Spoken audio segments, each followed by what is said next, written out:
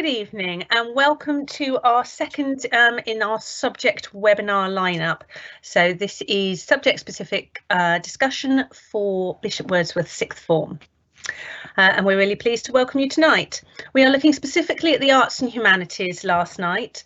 On Tuesday, we looked at the sciences, EPQ and physical education, and that webinar will be available for you to watch in retrospect if you missed it. But this evening, it's a run through of our arts and our humanities subjects. But first, I'll tell you just a little bit about the sixth form at Bishops. We started taking girls a couple of years ago. And we have now 40 in our year 13, the first cohort through, and we have 60 in our year 12 cohort, which makes over 100 girls in total. And what we do have is a thriving community now of them, both boys and girls, and everything is accessible to both. So if I could go on to the next slide, please. Andrew, thank you.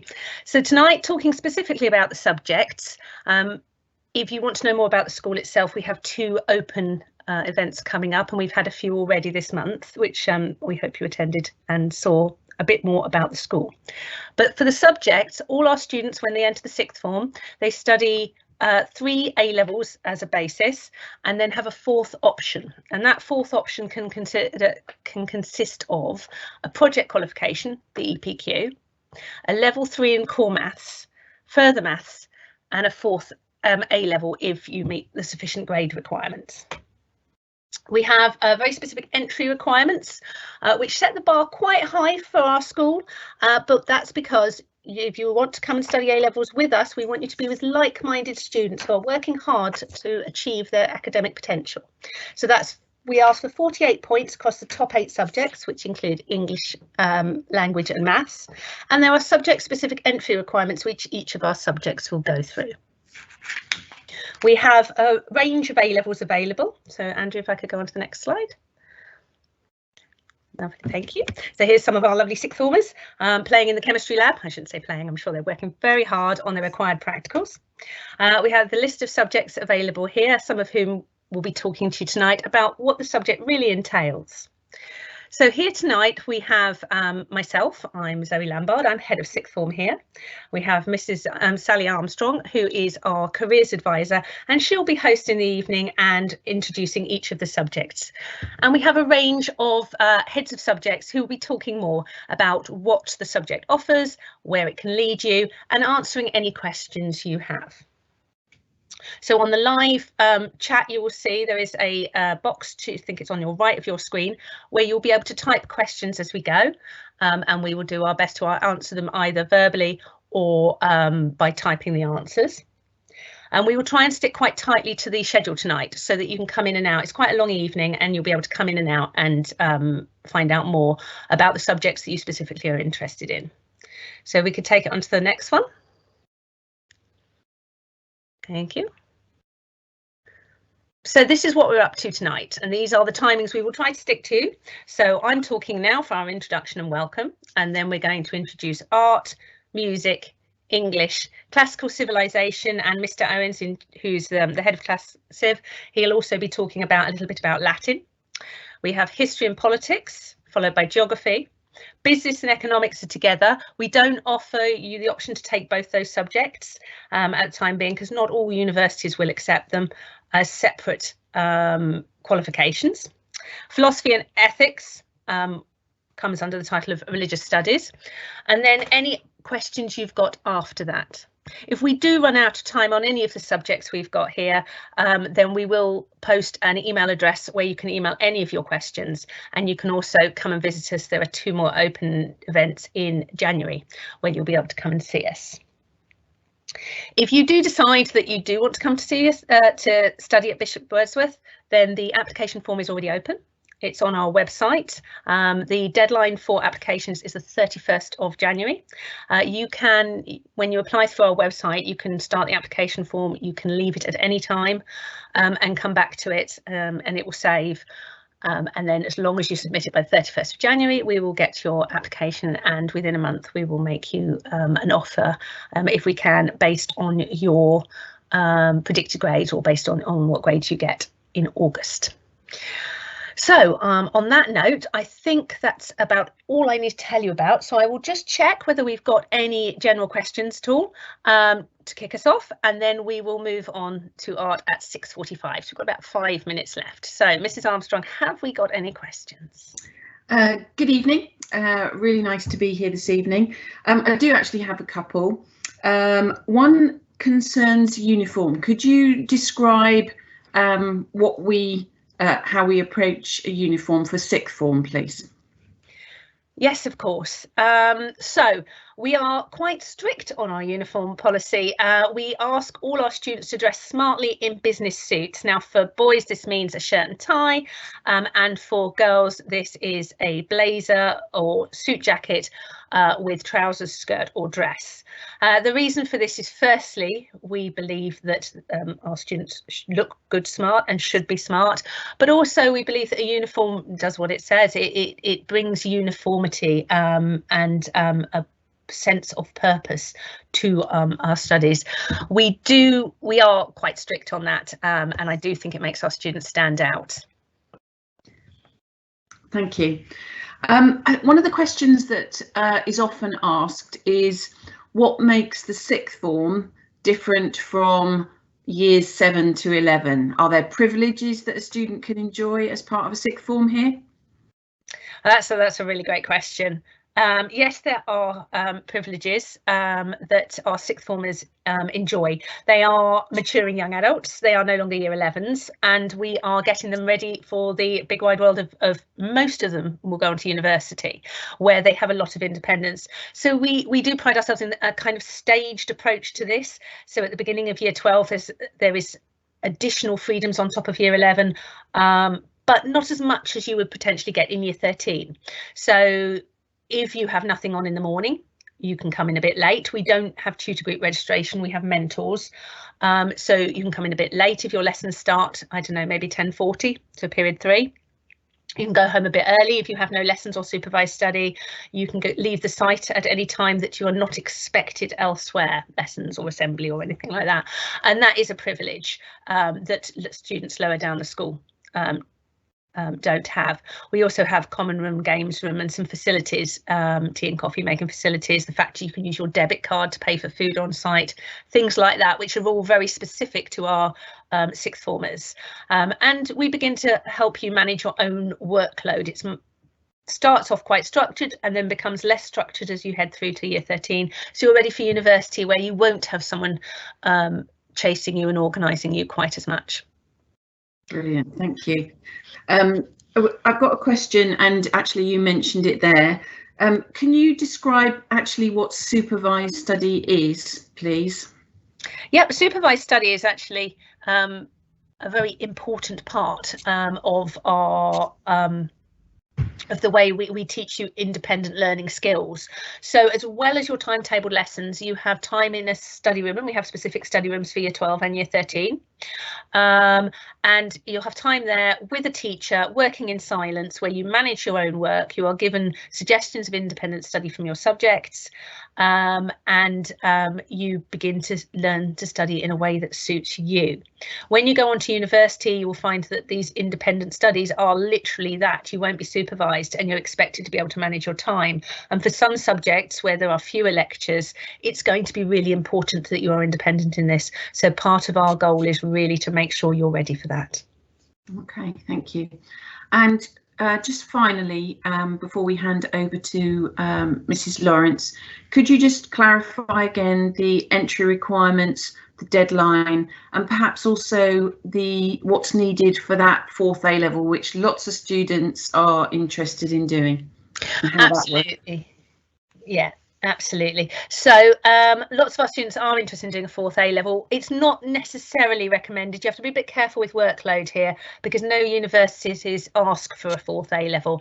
And if it comes at a price of the other 3, then 3 A's is better than 2 A's and 2 B's, for example, depending on where you want to go. So we ask for a 7.5 grade average. Which is high, but then it should be, because it's a tough ask for A levels for that. The rest of our entry requirements, we ask for a 5 in English language and maths, on the recognition that not all mathematicians are fantastic English, and not all English students are fantastic at maths. You may be lucky, you may be great at both. And we ask for a 48 average point score across your best 8 subjects. It's an average of 6 in each. And what this means is that obviously you might get higher in some and lower in others, and that's fine.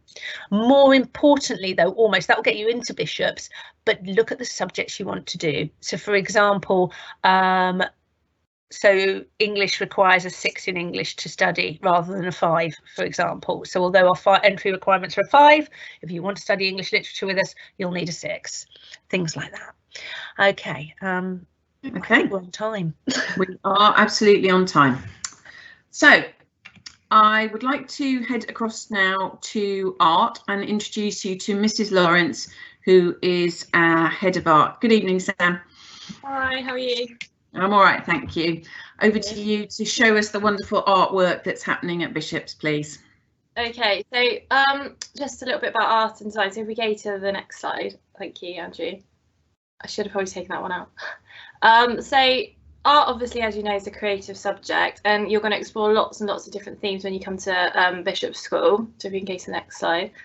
So how will you learn at A level? So obviously, over the course of the 2 years, normally, kind of before COVID and things happened, you will get to go on lots and lots of trips. So we have actually been to London with the sixth form this year, but you will, hopefully, in the future, we can go abroad again. I'm hoping that's something we can get back organised. And I know in the past, I've worked here 2 years now, and in the past, they've always had trips abroad to go to different places with the sixth form.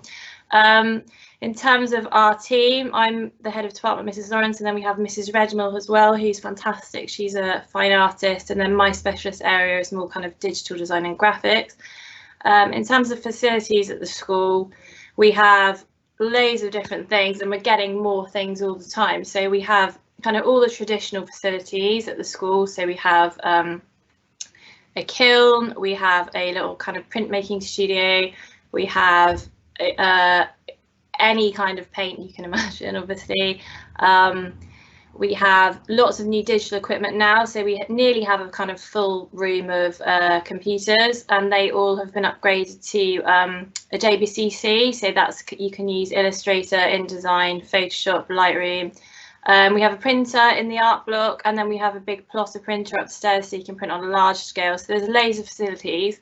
The department also has 3 art technicians, so they are in every, not all 3 in every day, but there is an art technician available every day, and they're all skilled in loads of different areas as well. So they've all been to university and done art-based subjects. So one of them is a really fantastic ceramicist, and then another is into graphic design, and then Mrs. House is into fashion and textiles, so they're absolutely fantastic as well. There's lots of clubs and things available for the sixth form, but also the sixth form are really good at helping the lower school. We have art prefects that run photography clubs and things for lower school, so it's just, yeah, it's just a really great department.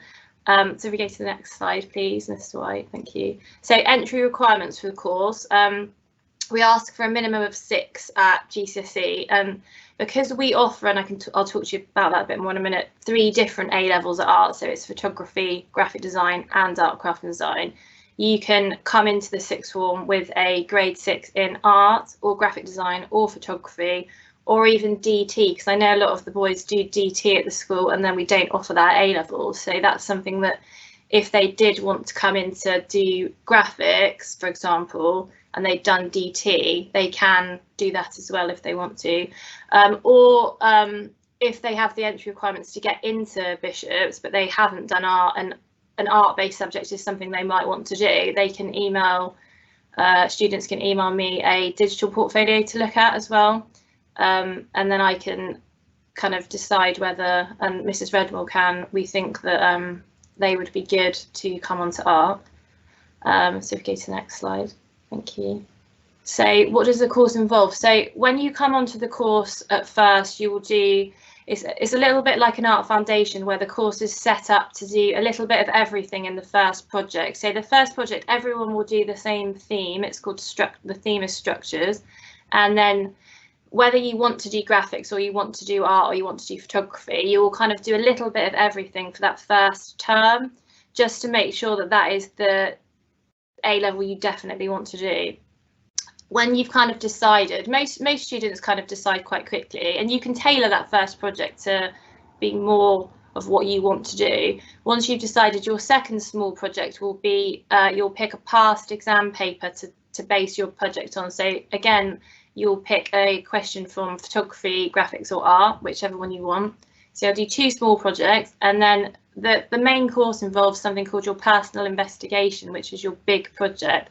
And that is the same for graphics, photography and art. You write your own brief, and that's 60% of your whole grade, that one project. So all the 6th one this year, all their personal investigations are on totally different things. So we have photography students, we have some of the students doing art, and then some of them are doing graphics, and they've all written their own kind of project around that. That's 60%. At the moment, because of COVID, they've actually cancelled the art exam, so their personal investigation this year is worth 100%. Normally though, you would do that one big project, and then you'll have your exam project, which is 40% of the grade as well, which is kind of like another piece of coursework really, but you have 10 weeks to do it. So you pick a starting point, you do another sketchbook, and then it culminates with you doing your exam at the end over the course of 3 days in the art department. So if you're photography, you'll be doing editing on those 3 days. If you were doing traditional art, you might make something, a ceramic piece at the end. If you're doing graphics, you might build your final website at the end. So it's very broad, the course, it's very open, as is art. And you can basically do anything within it. It's quite free, the way the course is kind of set up. So we go to the next slide. So yeah, like I just said, 60% coursework normally after like pre-COVID. I'm sure it will go back to this, and then 40% exam. But they are both projects. They're not. It's not a test. It's not a written exam. There's no questions. If we go to the next slide, please. So yeah, like I said, you can choose graphic design, photography, or you can stick to art, craft and design, where you can keep doing everything. So if you're somebody that's good at everything and likes everything, you would do your A level in art, craft and design. I don't know if there's any more slides. I think there's some examples of work next. Yeah, so if you go onto our Instagram, doing a bit of a promo, you can see lots more art on there. And then if Mr. White just flicks through the next slides, I was just going to show you just some examples of work, so we can just go through these quickly. So yeah, lots of traditional art, and then kind of a little bit more graphics at the bottom, and this is some screen printing and some more traditional painting, and then again some more screen printing. But printing is a real big thing at the moment here. I think that the screen printing, because we've just got the studio back working, is something that a lot of the students are really getting into. If we go to the next one, again just more kind of traditional drawing, printmaking, some digital things up there, some stencil work, some photography. Again, so the range of work, if we keep going, is quite broad. And the students here produce fantastic work. Most of them come out with A's and A stars at the end. And the standard of art is really high within the department. So that is basically my PowerPoint to show you. I don't know if you've got any questions you want to ask me. Yeah, that would be great, Sam. Thank you very much. I know talking to students, there's sometimes they get the impression that art is a lot of work. Is there, would you say that's the case, or not really? When you're comparing with other subjects, it's completely manageable, you can access the art department whenever you need to, those sorts of things?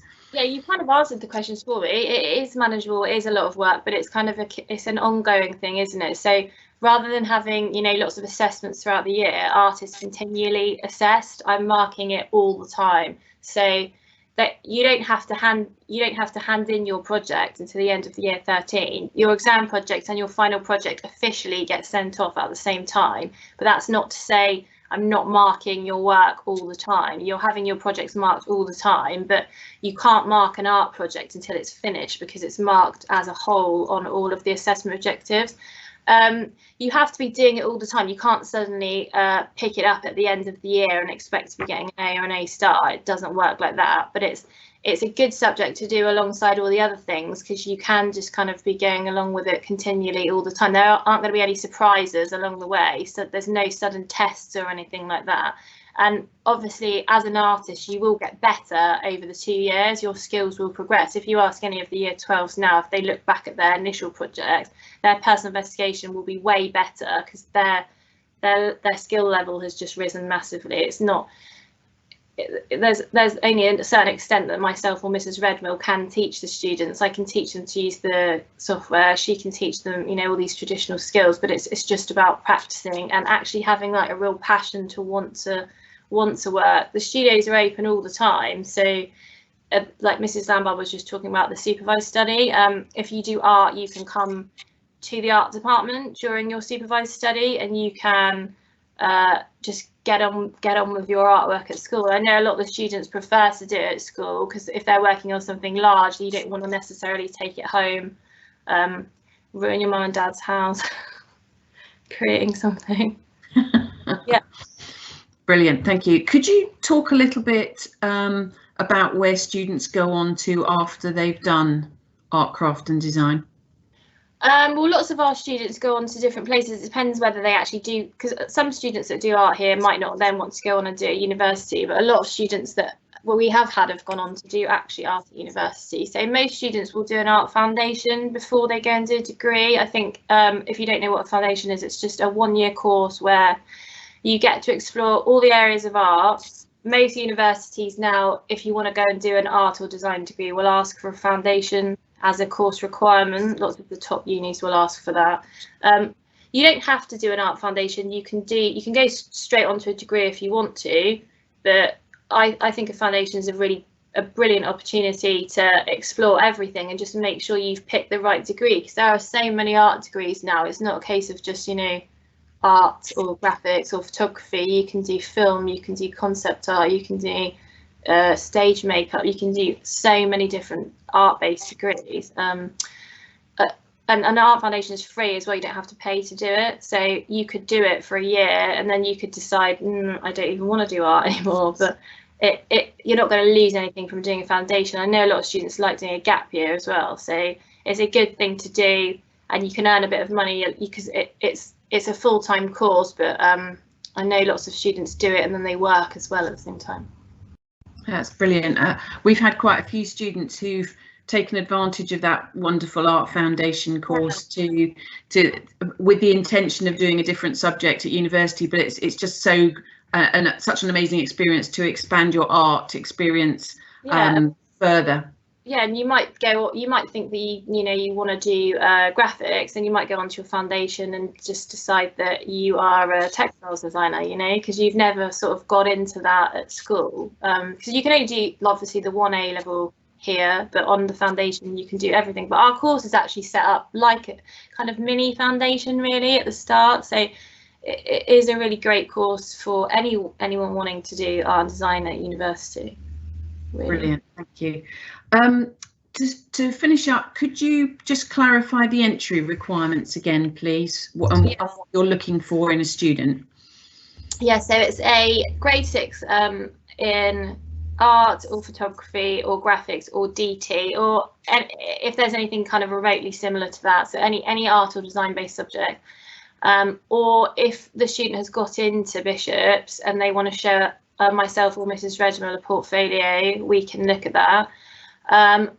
Also just having a passion for the subject, having that real kind of interest in art and design, and actually really wanting to kind of learn new techniques and be excited about art, I think is the most important thing really.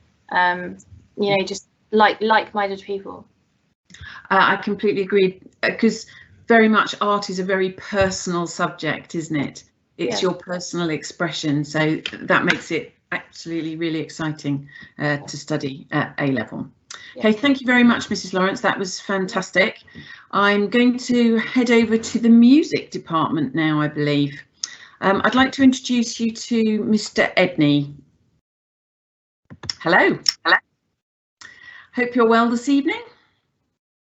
Sorry, I was muted. Good evening. Yeah, very well, thanks. I hope you are too. Hello. I do that a lot on Tuesday, so I'm delighted that others do it as well.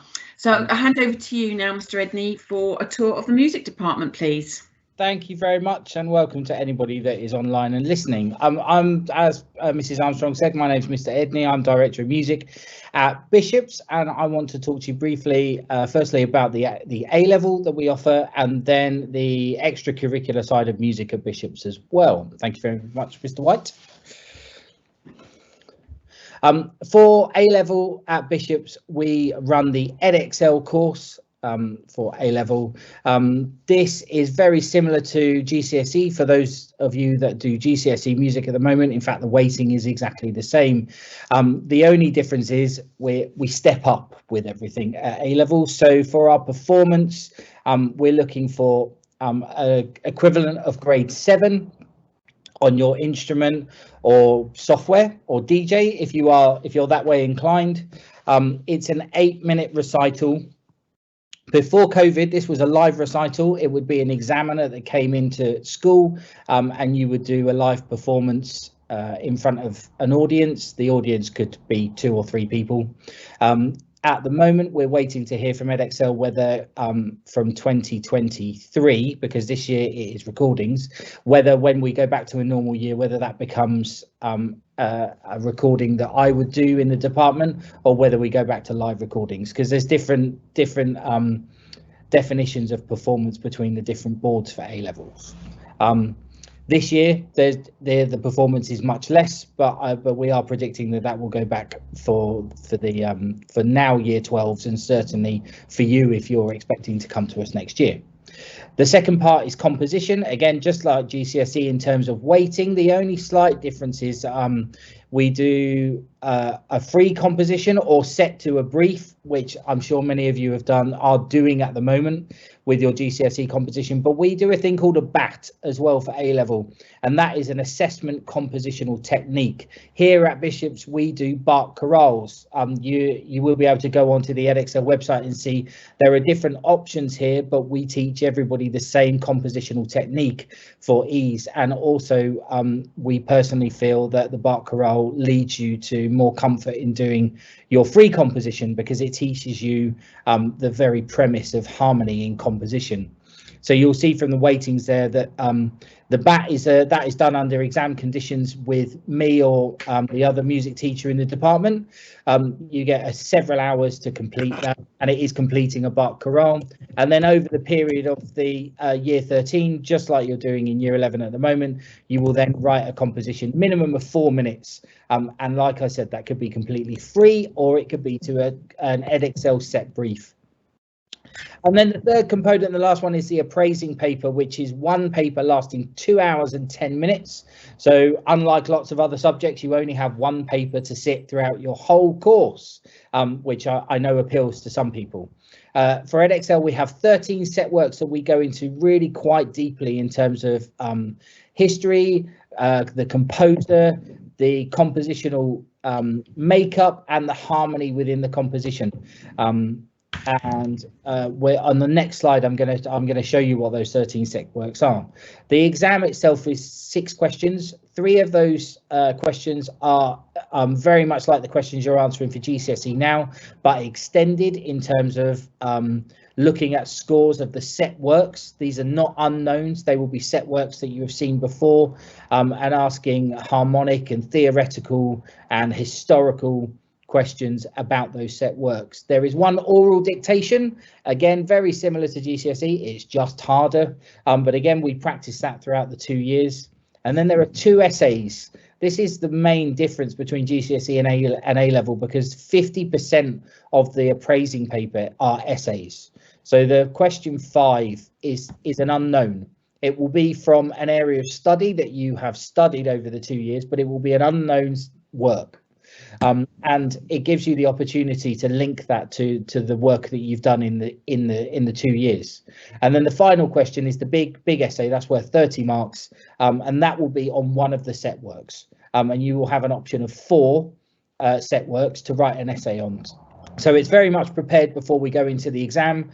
We can almost blueprint the essay before you get into the exam, but then it is a choice of 4, not a choice of 13. So you can't pick early on which essay you are definitely writing. So if I could ask Mr. White to go to the next slide, we'll just have a quick look at what those 13 set works are. So you will immediately see that there's a huge range of music here. We go all the way back to Bach, to modern day. Kaiser Sariho is still composing now, and an American composer, and one of the pieces that we study is a piece for violin and electronics, which is an amazing spectacle to watch. It's not sometimes not everybody's cup of tea, but it is an amazing piece to get stuck into and analyze. So you'll see that choice of music goes right through 500 years of musical composition. So like I said, those set works, they form your appraisal paper, and we do go into each of those set works with quite a huge amount of analysis, both musically and historical. Next slide, please.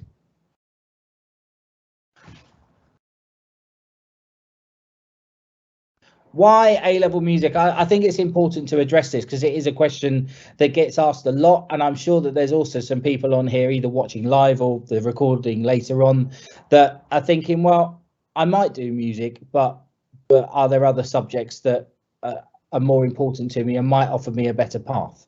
I've put these words up because I think if you look at those words, it's probable that you could look at them and think, well, this is what the qualities that a university is looking from a person when they arrive in their first year, when actually these words are taken directly from the A-level music syllabus, and this is what I believe our syllabus and our subject gives you as a person. The music A-level really does teach you so many qualities that you can take further into life, and that reason, not alone, but it is one of the founding reasons why I think the music A-level is not only valid but a brilliant choice of A-level for you to take on. We certainly are not in the period anymore where universities see music as a soft A-level. That is not a thing anymore. It is a viable and very valid email. And if it is something that you're even considering, then I would love to hear from you, and I would love to talk to you through more about the subject and about the options that it gives you going forward after Bishops and onto university. So that's the A-level. So now I'd just like to show you a little bit about what we offer in terms of extracurricular at Bishops as well. Probably our main group, musical group within the school is the choir. This currently has 78 members, and there is a waiting list as well. We now have boys and girls in the choir because girls have joined us for sixth form, and by joining us for sixth form, that means that they earn the right to be in the choir as well. It's been a wonderful transition the last 2 years, bringing girls into the soprano and alto section, and I believe the choir is stronger for it. We are now back rehearsing as normal, and we are preparing for a cathedral service next week. We have the carol service in the cathedral in December. We sang Eucharist in the cathedral. We are planning to go to Winchester Cathedral next term, and we are also going to Belgium in February, and we will in future try to do biannual tours for the choir. And there is also a smaller chamber choir which is auditioned as well. That in itself is also going through a small transition coming out of COVID, but like I say, that is now a small and auditioned choir. I've just had a question coming in. What's the average size for music? So music classes do differ quite a lot. They actually go anywhere in my time of teaching music, anywhere from 2 to 15. So our upper sixth class at the moment has 7 in, which is a really strong number, and our lower sixth has 4 in, which is a great number for teaching A-level. But the year before we only had 2, and that was perfectly acceptable as well. Thank you, Mr. White.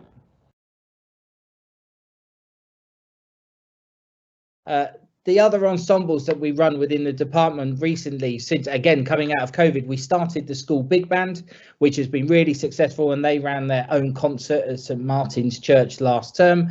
They'll be involved in the Christmas concert and then other performances later on in the year. We now have an established wind band within the school as well. Again, they will be featured around Christmas time.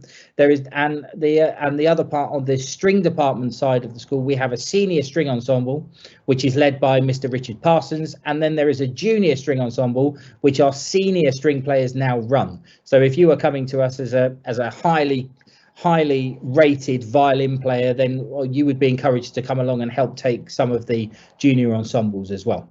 Thank you very much, Mr. White. And then obviously outside of the ensembles, we are quickly establishing a concert program to give opportunities for everyone to perform, whether that be within an ensemble or as a soloist. During lockdown, it actually gave us an amazing opportunity to feature more soloists probably than a school department ever would. But going forward, it's something that we're now looking forward to, and we're hoping to establish a lunchtime concert series within school from January. And there are several concerts planned at St Martin's within school and further afield, which will include ensembles and small groups and soloists as well. Thank you, Mr. White.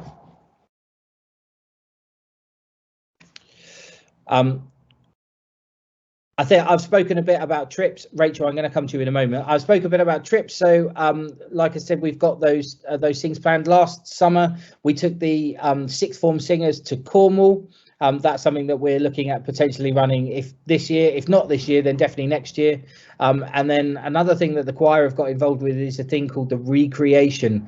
If you are a singer, it might be worth going to have a look at that, because they are school projects with professional orchestras and singers, and we sang Haydn's Creation in Romsey last month, and I'm hoping that we'll be joining them to do Elijah by Elgar in the summer as well. So that's a really exciting partnership that we're building there.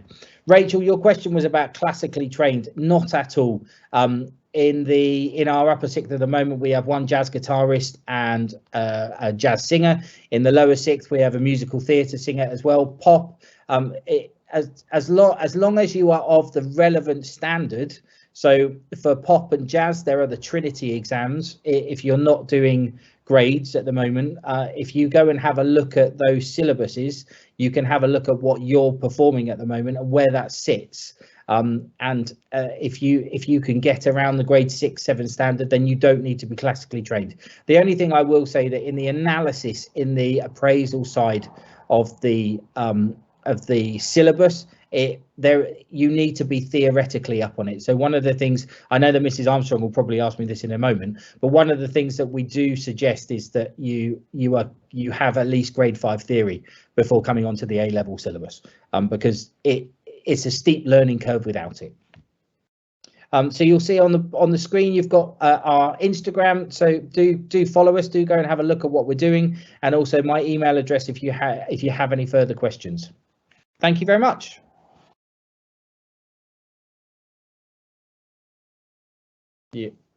You're on mute, Mrs Armstrong. Yeah. I was just wondering, is it me? Am I that shadow in that picture of our trip to Cornwall? Yeah, I think you are. Yeah, I do apologise. Right. I'd really like to ask a question relating back to the first slide I think that you showed. You said that at the end you do the 8-minute recital, which would be sort of at grade 7 level. Yeah. Do you have to start the A-level at that sort of grade accomplishment, or what would you recommend as a starting point? Absolutely not. Throughout the 2 years, we would expect to see progress from the instrumental side of the course as well as the academic side. So if you came to us as I've even seen people go from grade 2 to then get decent marks in their performance at A-level. They put in an awful lot of work, but certainly if you're around the grade 3 or 4 standard, then that you would expect, even outside of needing it for your A-level, you would expect to see that sort of progression if you were having weekly lessons and doing the amount of practice you should be doing anyway. pupils do tend to make quite a lot of quick progression between the grades of 4 and 6. So then there is a big jump up to grade 7. But if your head's in the right place and it's something that you really want to do, there's no reason why not. Brilliant, thank you very much. And could you talk a little bit about how music fits in with other A levels? Do they work with completely different subjects? What would you recommend? I think the slide that I showed with the key words to take out of the music syllabus shows that it can pretty much go hand in hand with every A level. We quite often have scientists and those wanting to go on to do medicine at university, maths certainly, particularly with the Bach and the compositions, their brains work in very similar ways. Lots of very high-flying composers have always referred to Bach as music by maths. They're prime examples, but I would argue that it sits well with pretty much everything really. We have to do good essay writing. We're very analytical. We need to listen. We need to be able to do teamwork. We need to be able to go off and work on our own as well. So I think it's ones that pairs with anything really. Fantastic, thank you. And very quickly to finish, could you just clarify your entry requirements for music? At grade 6 at GCSE, and then like I touched on before, we don't require, but we suggest that grade 5 theory is certainly done or on the way to being done, and then grade 3 or 4 in an instrument is a good starting block. But anything higher than that would obviously mean there's less progression that needs to be made over the 2 years. Okay, thank you very much indeed. Thank you. Thank you. So we are now going to speak with Mr. Ennew, who is Head of English. Good evening, how are we? Hi there. So can I hand over to you to talk about English A-level, please, Mr. Ennew?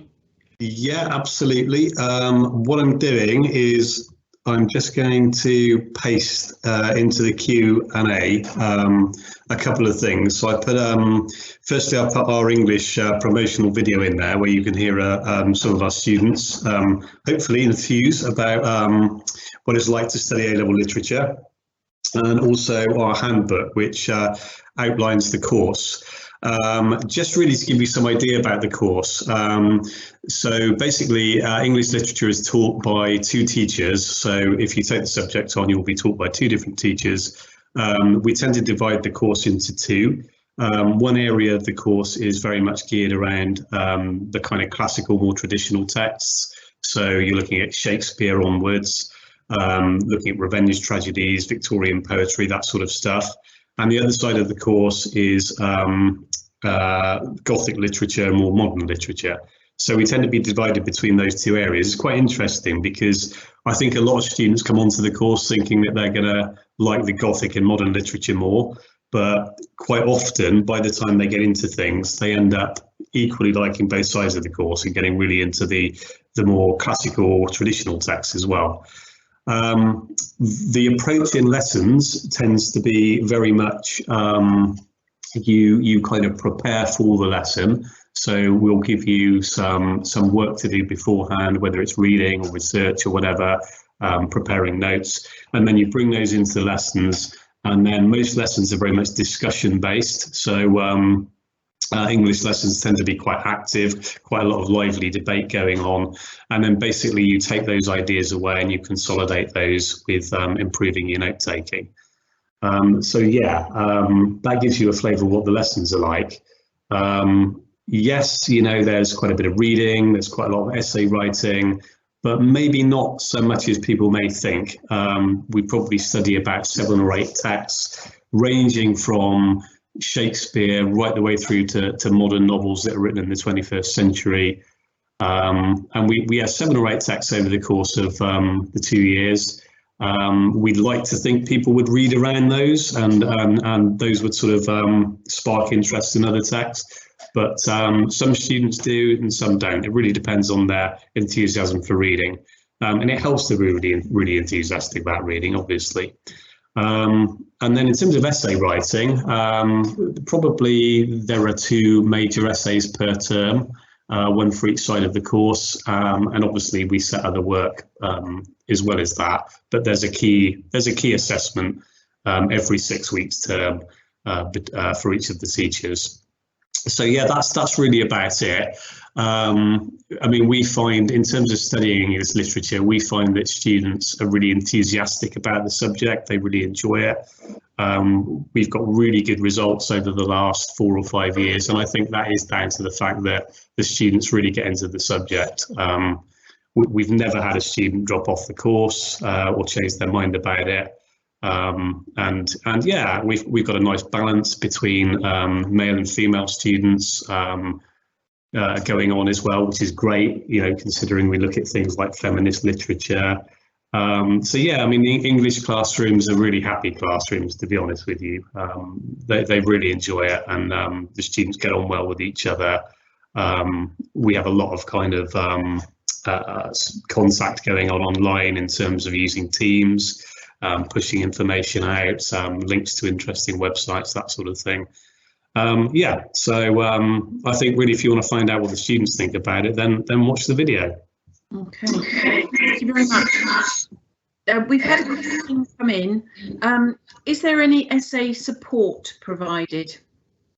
Oh yeah, very much so. I mean, everybody comes onto the course very much geared towards writing GCSE style essays.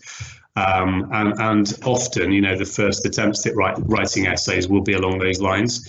But we are very much into teaching really clear structures about how to write essays. So we'll give very, very clear guidelines about how to structure an essay, how to plan it initially, and also about the style in which an essay should be written. You know, so the focus is really on formal, clear, impersonal writing, which is exactly the sort of thing that they're looking for at university as well. So it's very much really setting you up for higher education with that style of writing.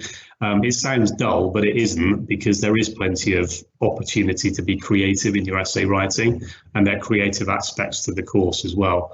And you know, I always say to the students, if you get to that point where you actually look forward to writing an essay, and you know, you just want to take it on and have a go at doing it and run at it, then you know that something's worked. And quite a few of our students do feel like that. You know, it's a little bit daunting at first, but we give you a lot of different tools. We've got various toolkits which we push out, really to give students a lot more confidence about essay writing. Brilliant. Thank you. We've had a question about the specific literature that is included in the course that may be included in the handbook, but could you give a quick outline of what that is, please? Yeah, we tend to start the course with introductions. So on one side of the course, there's an introduction to Shakespeare and the way Shakespeare uses language and the way he writes in verse. On the other side of the course, there's an introduction to Gothic literature. So you're very much sort of eased in gently into the course. And then beyond that, the side of the course that I teach, I start off with The Tempest, which is one of my favourite of Shakespeare's plays. Really kind of rich and diverse in ideas, some fascinating insights into that. And on the other side of the course, it's very much into looking at Gothic literature, a range of Gothic texts, and looking at extracts from different Gothic texts. And then beyond that, we're looking at a variety of things. So on the traditional, more classical side, we're looking at the poetry of Christina Rossetti, who's a really fascinating Victorian poet. On the face of it, very sort of prim and proper, but there's a lot of sort of dark things going on under the surface that we look at. On the other side of the, and after that we move on to look at Duchess of Malfi, which is a revenge tragedy, a very sort of gory, exciting play. On the other side of the course, the Gothic side, we're looking at Dracula by Bram Stoker, and also The Bloody Chamber, which is a series of modern Gothic short stories by Angela Carter. We look at American drama, Streetcar Named Desire, and we also look at a modern novel, Ian McEwan's Atonement, as well. So a real mix, you know, of different eras, different genres. It's a really varied course. Thank you. What do people who study English literature go on to do? Can you give examples that our students have, but also more generally about careers that can follow from studying English literature? Yeah, I mean, it's hugely varied, to be honest with you. And one of the things, I mean, the Russell Group universities always cite English literature as being, you know, one of the sturdiest and academic of the A-levels.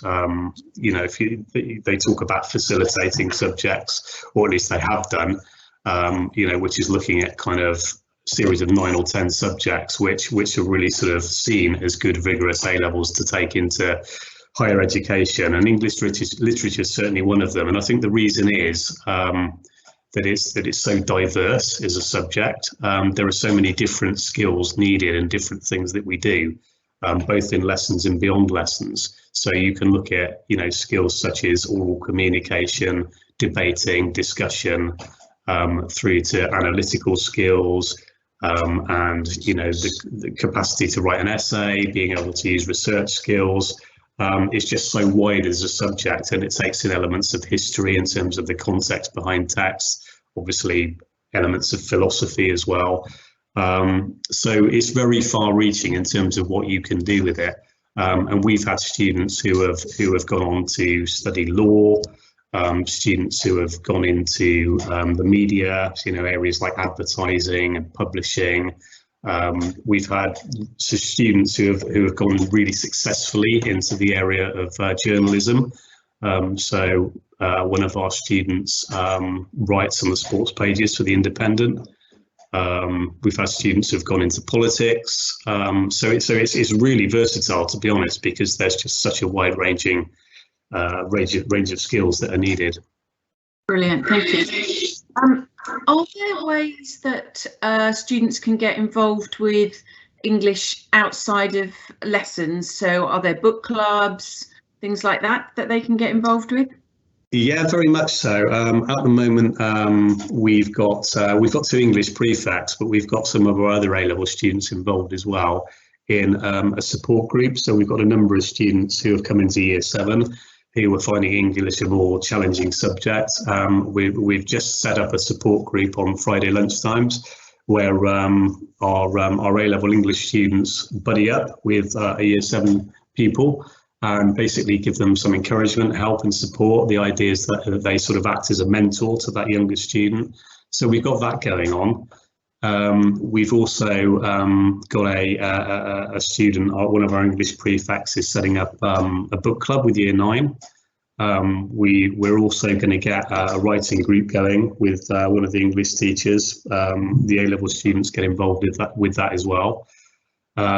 There's obviously there's public speaking and debating, which a lot of English students enjoy getting involved with as well. And on top of that, there's also the school magazine, and it's usually an A-level English lit student who runs the magazine, edits it, and that sort of stuff, which is what's happening at the moment. So one of our Year 13 students is currently at the helm of the school magazine. Absolutely, that's quite a responsible job, isn't it? It really is, yeah. We've had a question come in to ask what percentage of the course is poetry worth? I think I know why this question might be asked, and I think it's probably because people feel a little bit more apprehensive about poetry. When we did the open evening last week, we had this question a couple of times, and I think it's possibly an effect of COVID and the lockdown, and people just feeling that was something which could be knocked out at GCSE during lockdown. So I think people feel less confident about coming in with it, but we're very much bearing that in mind, and really sort of trying to make people feel comfortable with studying poetry. We're massively enthusiastic about it, and so hopefully our enthusiasm, will come across, and we'll be able to make you feel comfortable about working with it. To sort of, it's a difficult question because, of course, if you look at 2 of our texts, which are The Tempest and The Duchess of Malfi, they're two plays, but both Shakespeare and Webster wrote their plays in verse, so they are effectively poetry as well. And then we study the poetry of Christina Rossetti, Victorian poet, and also Carol Ann Duffy, who's a modern feminist poet. So there is quite a bit of poetry, but again, it's massively diverse. So you've got sort of very traditional poetry from Rossetti, but really kind of hard-hitting feminist stuff from Carol Ann Duffy. So I think it's just not seeing it as poetry, it's seeing it as literature and really getting involved with the issues and stuff, rather than just letting yourself be worried by the fact that it's poetry. Yeah, okay. What are your class sizes, please, Mr. Ennew? Typically, they're around about 10, 11 in year 12, bigger in year 13 because the set's been made bigger. It's been collapsed from 2 year 12 sets, but still a nice number, about 18, 19 in year 13. But the year 12 sets, 11 or 12, that sort of size, are great. They're absolutely brilliant because they're ideal for discussion. You know, people don't feel intimidated because there are too many people in the room, but yet there's a bit of safety in numbers as well. So they're a really good size, actually, and they've been that way for a few years. So we're pretty happy about that. Thank you. And very quickly, before we move on to finish, if a student is considering literature as a choice, what would you say to persuade them? Why would you bother studying literature? I would say, I mean, the reason why I love literature is because I think it's the one subject really that teaches you, not teaches you, but gives you an opportunity to think about what it is to be a human being. I think other subjects look at aspects of that, but I think literature is the subject that does that most holistically. And for that reason, we just generate some really interesting discussions and lessons. They're really thought-provoking. Everybody likes talking about themselves and about what it is to be human. So I just think there's just so much scope for really interesting discussion, and students really, really enjoy their English lessons. So that's the key reason, I would say. Okay, thank you very much indeed. That was fantastic. Thank you. Thanks very much. You're welcome. We're going to move on now to classical civilizations. So, Mr. Owen, are you with us this evening? Can you hear me? I can. Thank you. Oh, then I'm with you. Delighted. Could I hand over to you then, please, to talk to us about Classic? Yeah, certainly. I did send through a PowerPoint. I don't know if that can be seen. Yeah. Can you see it? Because I can't. Yeah, I can see it. Yeah. Oh, great. So basically what we look at, as I say, my lead slide there is to say that it's looking at aspects of Greek and Roman life, and we try to keep the course balanced in that sense, that half of it is Greek, half is Roman. 40% of our course is compulsory, and you can see that on one of the slides also, where we have to look at what's known as the world of the hero. We have to look at a Greek hero, and we have recently been looking at the hero Odysseus and his actions at Troy and his journey home. And the other hero we have to look at is the Roman hero, Aeneas, and his coming out the same war, his being on the losing side, but having then to go take his people and found a new kingdom in Italy that will eventually become the Romans. And so that's the bedrock of what we study as compulsory. I think you can also see on one of the slides there that I've highlighted the other two modules that we look at alongside that are each worth 30% of our course, and that's looking at, on the Greek side, we look at the material culture, so we look at sort of their art in terms of what they made, in terms of vases and sculptures and sculptures that go on some of the fantastic buildings that you might be able to see an image of. And I like that. I like to do that because it does take us away from just reading the literature. I think that's a nice alternative to really be able to do that. And our other alternative is radically different again. It's looking at the politics of Rome in this sort of climactic period between it's 80 BC and 43 BC. And for those of you that don't know, that's sort of dealing with the time of Caesar and Pompey and Crassus and some of these great names that you'll come to find out about, Cicero and Cato, and how they all fight amongst one another, and eventually, as you know, history will fall on Julius Caesar's side, and then we'll have the emperors from then on. And as you know, we owe a lot to the way we live, to the way that the Romans, when they came here, and the institutions that they founded here. So those are the those are the three main modules of the course. And I think also, like I say, on the slides, you may see some images of areas that we will look.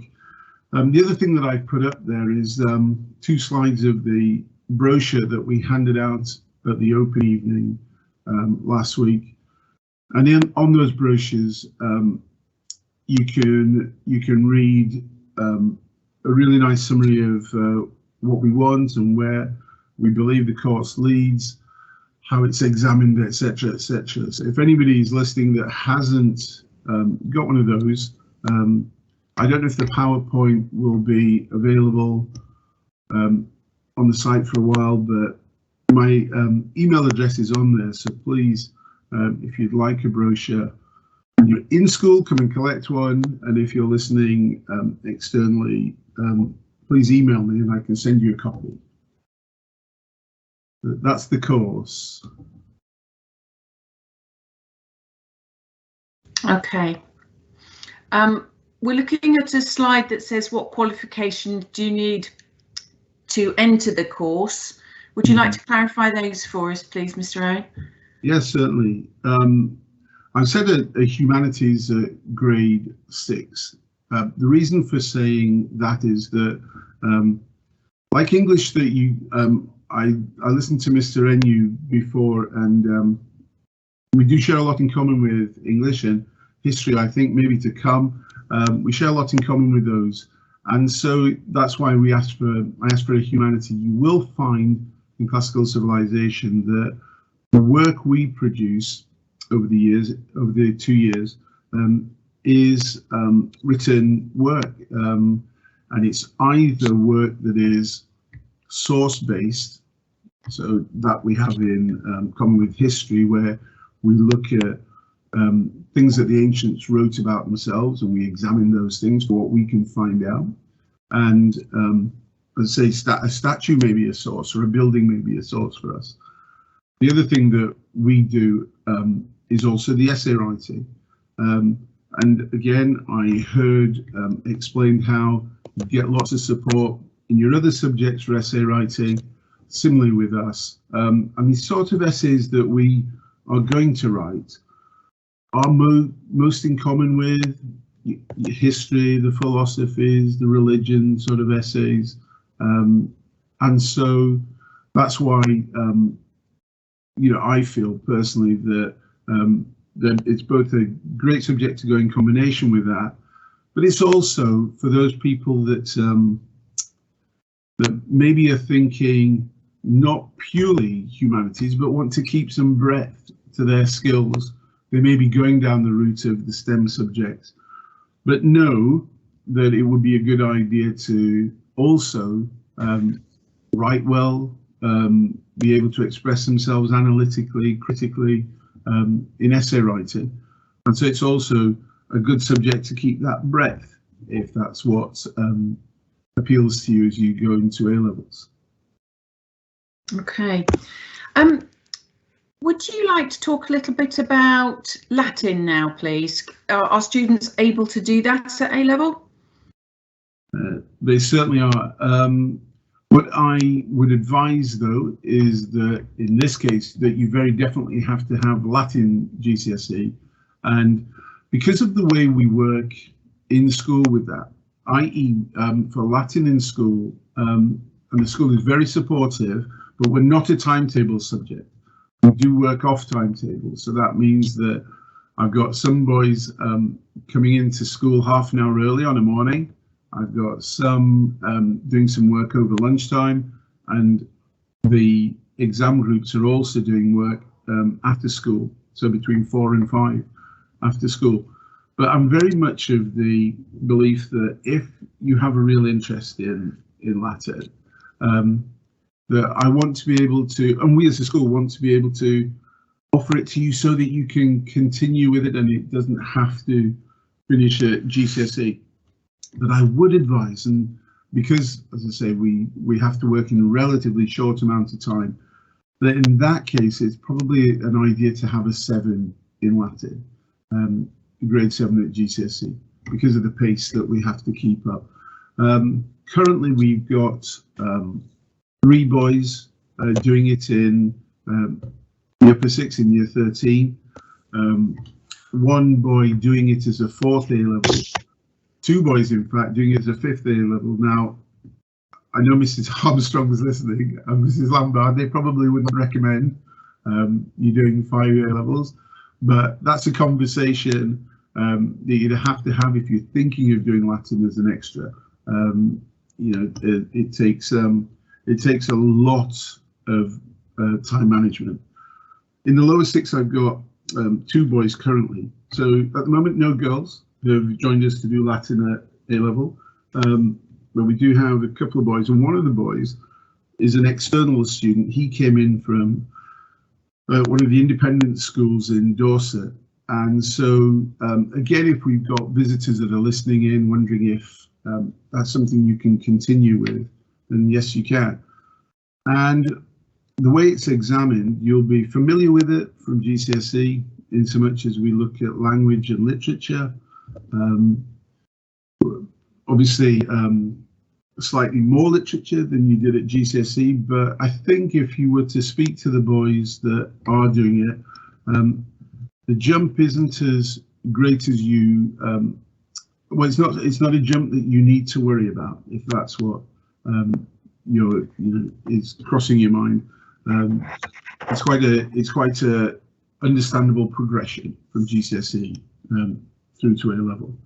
And there's every 2 years they change the books that we read, and the choices that they make are always fascinating choices. Currently, we're looking at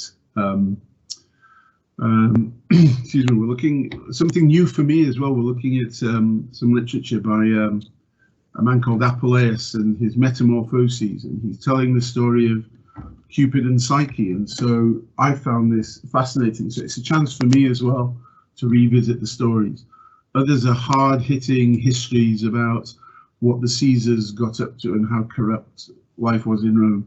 So I do think that inherently the texts that we look at are fascinating, and well, even 2,000 years later, we find so many things that we have in common with them, and lessons that we can learn. Okay, I mean, we've had a question. You've answered half of it about whether Latin is popular, and it is difficult because it's taught off timetable. But I know the person who is doing Latin as a 5th is managing extremely well to cope with the demand of all of those A-levels. But would you consider it a difficult subject, or if you've got that 7 at GCSE, it's perfectly manageable to do at A-level? I genuinely would say so. I think again, if it's a boy in school that's asked the question, please come along and see me, and I can put you in touch with our year 12 and our year 13. But the boys tell me that by the time they have learnt their GCSE vocabulary list, you're possibly looking at you already know 2/3 of the words that you would need in year 12. And over that time, obviously, we're building our vocabulary. In terms of the grammar that you've learnt at GCSE, again, I would say you're probably 2/3 of the way to, to being able to do the A level. So I'm hoping you can see that within that, while you may be finding it hard at GCSE, maybe not, the jump isn't too huge, and the volume of work, as I say, is probably GCSE plus a third. Okay, lovely, thank you. And very, very quickly to finish off, could you just give a little more detail about the wonderful trips that you do in normal times, pre-COVID times, that go with classical civilization? Yeah, well, in my time teaching classical civilization, I think I've been to Greece about 12 times on school trips. So you can see that, you can understand from that, and we do like to go there. It's beautiful when we can go.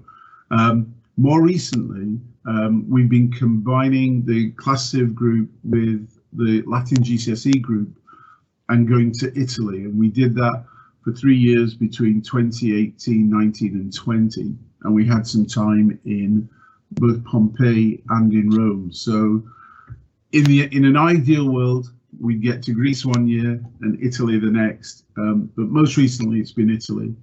But there are also some fantastic things to see in this country. We like to get up to the British Museum, the Ashmolean Museum if we can. And as you know, there are sites of interest, Roman interest, very close to us. So yes, it'd be fantastic if the trips come back. Okay, thank you very much indeed, Mr. Owen. That's been a great insight into classical civilization and the opportunity to do Latin, which is a really great subject, and I hope we have some takers from this evening. Thank you, you're very welcome. Thank you. May I have the next slide? Thank you. So over to history. Good evening, Miss Brennan. Hello, can you hear me all right? Yeah, absolutely fine. So over to you to talk to us about history, please. Okay, thank you. Well, first of all, I'm going to try and share something that my colleague who teaches the Russia side has put together. So hopefully I can do this. I would like to share the web. I might come back to that. I might type a few questions to Mr. White and see how to do that, and tell you about the British side of the course first of all. It's probably the best way round anyway, as Mr. Joyce says some pretty exciting stuff about the Russia side, and I'm not sure I can get Clement Attlee and James Callaghan, etc. to compete. But there are two sides of the course, and we teach them alongside each other. So you have one teacher on the British modern Britain side and one teacher on the Russian side, and we find it works really nicely at teaching them together, because you're getting a sort of a good spread. You've got two different teachers doing the different styles in different ways, and I think that works quite nicely. So the modern Britain side of the course is really very modern. The course itself is 1951 to 2007, but actually we go back to 1945 because we don't really think that you can understand Britain in the 1950s without understanding what Britain was like immediately post-war. So we talk about a bit about that. We follow the AQA course, and it complements the politics course quite nicely, actually. And also we find that it's quite nice for me if people are economists as well, so that they're able to contribute. But it starts off, sort of like I say, talking about post-war Britain, and then we bring it right up to date and go all the way up to Tony Blair, and we talk about all sorts, domestic policy, foreign policy, one of the main things. We've got quite a lot on Northern Ireland following that through as a theme. So it gets very sort of political towards the end. There's quite a lot to get your teeth into. In terms of the Russia side of the course, that's Tsarist and Communist Russia. So I'll see what I can do with that in a bit. But that's the breadth study. So the British side of the course is a depth study, a real focus in on the detail. And the Russia side is much more thematic, a breadth study. We also have a coursework element, And in the past, we've sort of talked quite a bit on the Crusades, and people have written largely on the Crusades. This year, we've given people basically free rein. If the question is approved by the board, you can do it. So we've had all kinds this year. People are writing their coursework on Renaissance Florence, on the European witch craze. We've got ones on the fall of Rome. So we really do have a broad spread, which makes it, I think, pretty interesting for people. The way that the course is examined, there's the coursework, and there are two exams, one for each side of the course. And you do some work on extracts or sources, and then a couple of essays for each side of the course. So there is an element of source work, and obviously there's essay writing. So for anyone who's thinking, do I have to write essays? Yes, yes, you do. But again, we build those skills. So it's a 2-year course. It gives us time to develop the essay writing skills, to give you time to develop source evaluation skills. There we go. Let me try this. I have 4 windows up. Let's try this one. Right, is this work? Can you see Mr. Joyce, everybody? Let me know if you can't hear him.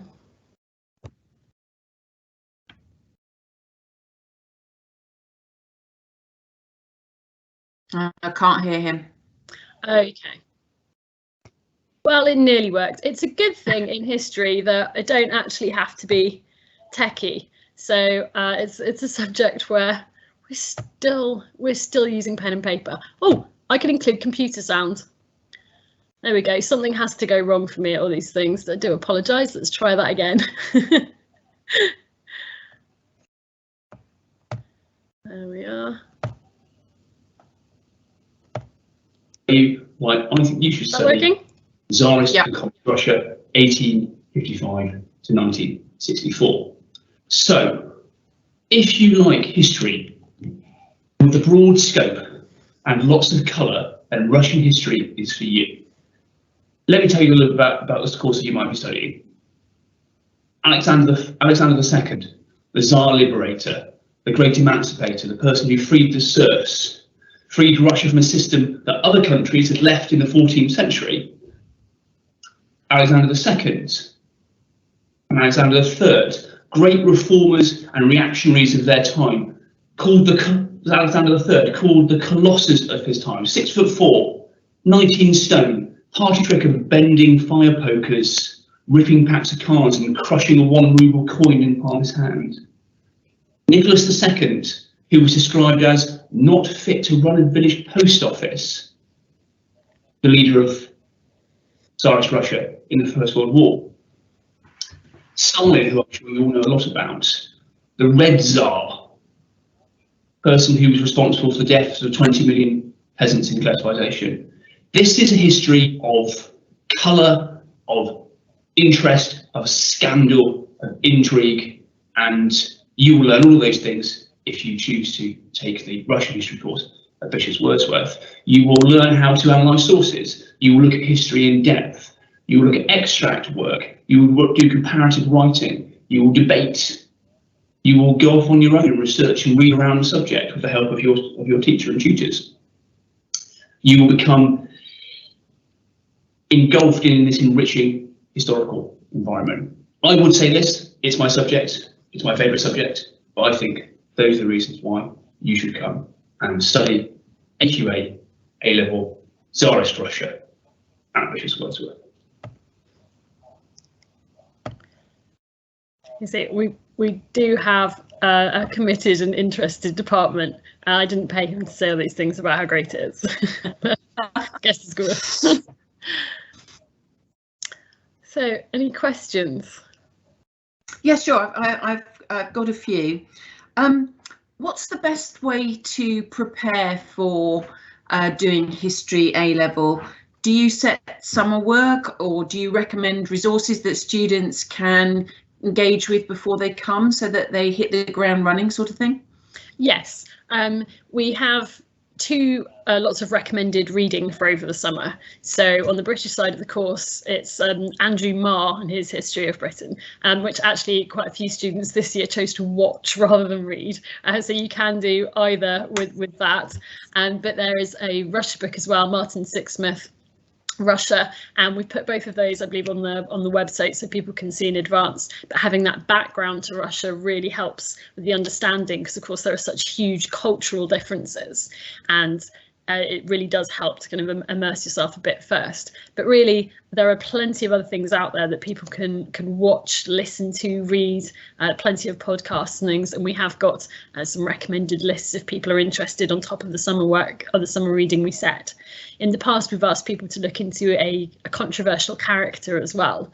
We've been able to discuss that when they first arrive and find out where people's interests lie and sort of what skills areas we're looking to bring to the front in the early days. Brilliant. OK, thank you.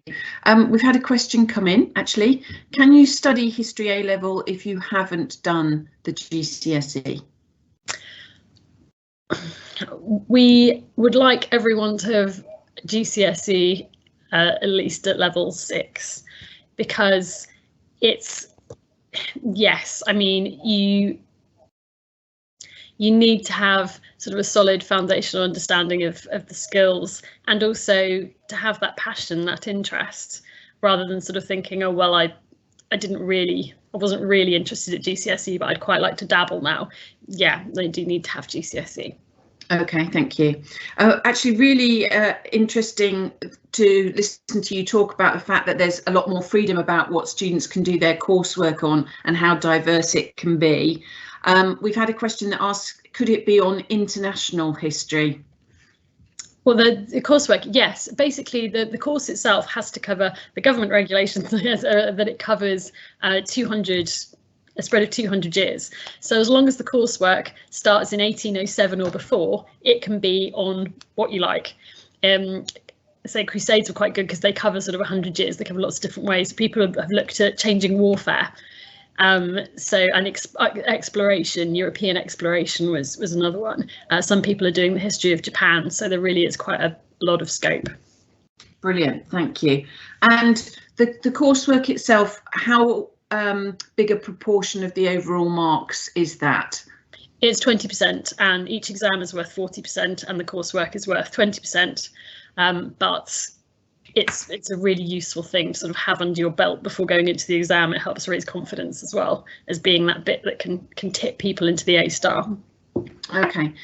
The coursework, are you basically on your own, or does the student receive help and support throughout that? Okay. And you do get help and support. It's obviously some people are going to pick subject areas that we may not personally be expert in, but that doesn't really matter. So we can help you look things up. We can help you find things up. What's important is we help you with the skills and how to read and note make in the first place, how to find the primary sources you're after and catalogue things, how to write things up. And we set mini deadlines, which makes it easier for sort of people to keep up as they're going along. So by this stage, we'd like you to have these resources together. By this stage, we'd like to see an introduction, that kind of thing. So we just try and keep track. So a really great structure to follow. Hopefully. What other subjects would you say sit well with history as A-level choices? Well, all kinds, actually. I've mentioned politics and economics already. They seem to work very nicely together, and I do like drawing on the experience that people have in those other subjects and things, the knowledge that they can bring to bear. Some people do actually do sciences and maths sort of subjects alongside, and they do history maybe as their interest one. Other people do mostly sort of do history and English and then do something like maths to balance out the fact they've got essay type subjects. So we really do have all kinds. Brilliant. OK, but you do actually have a lot of students who choose to go on and do history at university, don't you? Do they tend to want to do modern history, or do they go for a broad range of eras within history? A broad range. I think we went through quite a phase of modern historians, very sort of modern historians, and then at other points we've had people who like going back to the real classics, which again links in with classical civilizations. Or we have some people that use history as a tipping off point for law, and there is a law society at school at the moment that's run by a couple of the historians. So we do get quite a range. Okay. Could you actually talk a little bit about the History Society and sort of illustrate some of the speakers that you've had in to talk to students? Yes, the History Society is largely student run, and so a couple of them are also running a law society this year, so I don't know how they're managing, but and they're doing very well. The History Society have been running for a few years now, and traditionally we've had a broad range of speakers, usually from universities, so university lecturers who know how to pitch their talks very well, as well as we've had some people in who've done the Chalk Valley History Festival. Last year we went online, and it was amazing because it actually worked surprisingly well. We had people from all over the country who can't normally make it down to Salisbury, so a lecturer from Nottingham University and places like that. And the History Society tend to go out and actively invite people who cover the topic areas that we study, but also try and broaden the range and experiences and have people talk on all kinds. And most recently someone actually came in from Salisbury, brought artefacts. And so it wasn't just a talk, it was about sort of artifact handling and looking through things. So we've actually had someone get in touch with us as well and offered to come and talk again because he's done so in the past and enjoyed it. So it's good. And the really nice thing is it is student led. Yeah. Brilliant. I know it's really popular. You often see the common room sort of overflowing with students waiting for speakers to start. That's really absolutely. So just to finish before I go off to the next department, could you just clarify finally the entry requirements that you want for history, please? There's 6 at GCSE. So. Fantastic. Thank you very much indeed, Miss Brennan, and well done in making the technology work. Thank you, Mrs Armstrong and Mr White. Bye. Thank you. So quite a lot of students who enjoy history also really enjoy the politics, but politics goes with absolutely anything. And to tell us about it this evening, we have Mr Stamp. Can you hear me, Mr Stamp? I can. Can you hear me, Miss Armstrong? Absolutely. So I'll hand over now to so that you can tell us about one of the school's most successful departments. Thank you very much. When I started teaching politics 2 years ago, when I came to Bishops, I thought, oh, isn't this an exciting time? Boris had just prorogued Parliament, and then we headed on into a general election. It was already the process of the US presidential election as well. But I've come to realise that it's just always an exciting time in politics. There are always so many things going on, and in the past 2 years, no exception. Even now, with the second jobs and the sleaze allegations going on in Parliament, there's just so much to keep students' attention as we're going through this course and looking at the different institutions and systems behind those. So the last 2 years have provided plenty of opportunity for that. The course itself is a comparative course, so it looks at both the UK and the US. There's 3 different components. The first component looks at the politics of the UK in political participation and democracy, electoral systems, pressure groups and so forth. And there's also a study of different political ideologies, so it covers conservatism, socialism, feminism and liberalism as well. The second component is also UK based, and that covers constitution and parliament, prime minister and the executive. So we get this underpinning of the different institutions within politics, alongside keeping abreast of what's going on at the time. The third aspect, which is where our current year 13s are studying now, is the US side, and this is a comparative module, so we're looking at those similar aspects that we've already looked at in the UK. So the judiciary, the executive and the prime minister and president, and the legislature as well. So often students come along and they already know a little bit perhaps about the UK system, and the US system really gives them the ability to compare and contrast what's different between them, what they admire in one system, how things can be changed, and how we really make those institutions and run our politics. There's several teachers in the politics department, and Miss Anders and Mr McIntyre teach at year 12, and myself and Miss Anders are teaching at year 13, and lots of different varieties of teaching that's going on. So we've had a few debates so far, lots of independent research where students are bringing in their resources that they've been looking at for contemporary examples. Each unit ends with an essay, and it's largely all the exams essay based, so quite long written style of writing involved. We also have there's plenty of podcasts and extracurricular stuff to listen to as well. In general, we're expecting a 6 at history or English language, but it's a high performing department. In 2021, 100% of our students got A star to B, and lots of them go on to study politics at university, PPE or international relations, and we're keeping good contact with those who go on to do other things within politics. One of the things I'm most impressed with is the Politics Society at the school, which is, like the History Society, is really run by the students, and it's always thriving. Politics Society meeting. We've had talks recently from MPs. John Glenn's came on along a few weeks ago. It's a shame he hasn't come a few weeks later, because there'd be even more interesting things to speak to him about now. And lots and lots of good speakers, other MPs, academics. Last year we had one of the students' uncles, Geoffrey Donaldson, or Sir Geoffrey Donaldson, who's now the leader of the DUP. He wasn't at the time, but speaking as well. And back in 2019, students were also hosting hustings for the school for the general election, and visits as well to Parliament. Way back in 2018, they also went to the EU Parliament. So it's a really, really interesting course. Plenty of contemporary things to keep students interested, and lots of extracurricular things to go along and support them as well. Brilliant. Thank you very much. I think sometimes students are a little concerned about picking up a brand new subject at A-level. Do they have to worry about falling behind if they haven't got history at GCSE, or is it all completely self-contained and everything will be taken care of as they move forward through the course? In terms of content and what they need to know, I suppose you could separate it into, there are institutional things that we will go along and teach, how Parliament functions, how Congress passes a law, and these things tend to stay the same. There are some changes.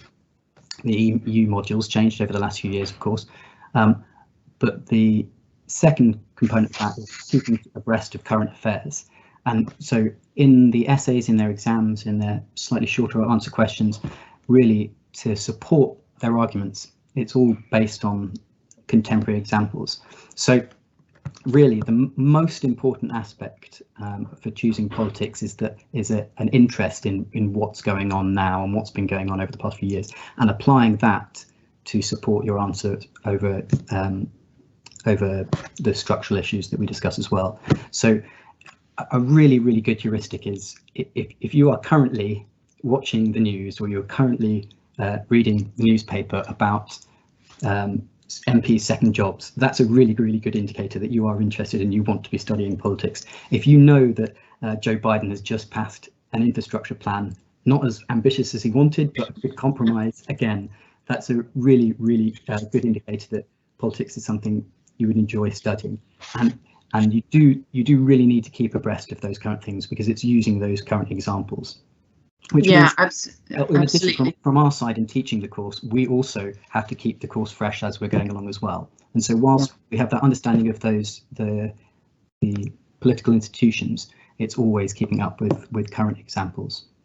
Yeah, and who knows, by the time, if you start politics in 2022, you might even begin to see Mr. Trump come back as president. I mean, that's the exciting thing. I think last year was very, very good, because they had a presidential election, and our current year 13s also saw a presidential election.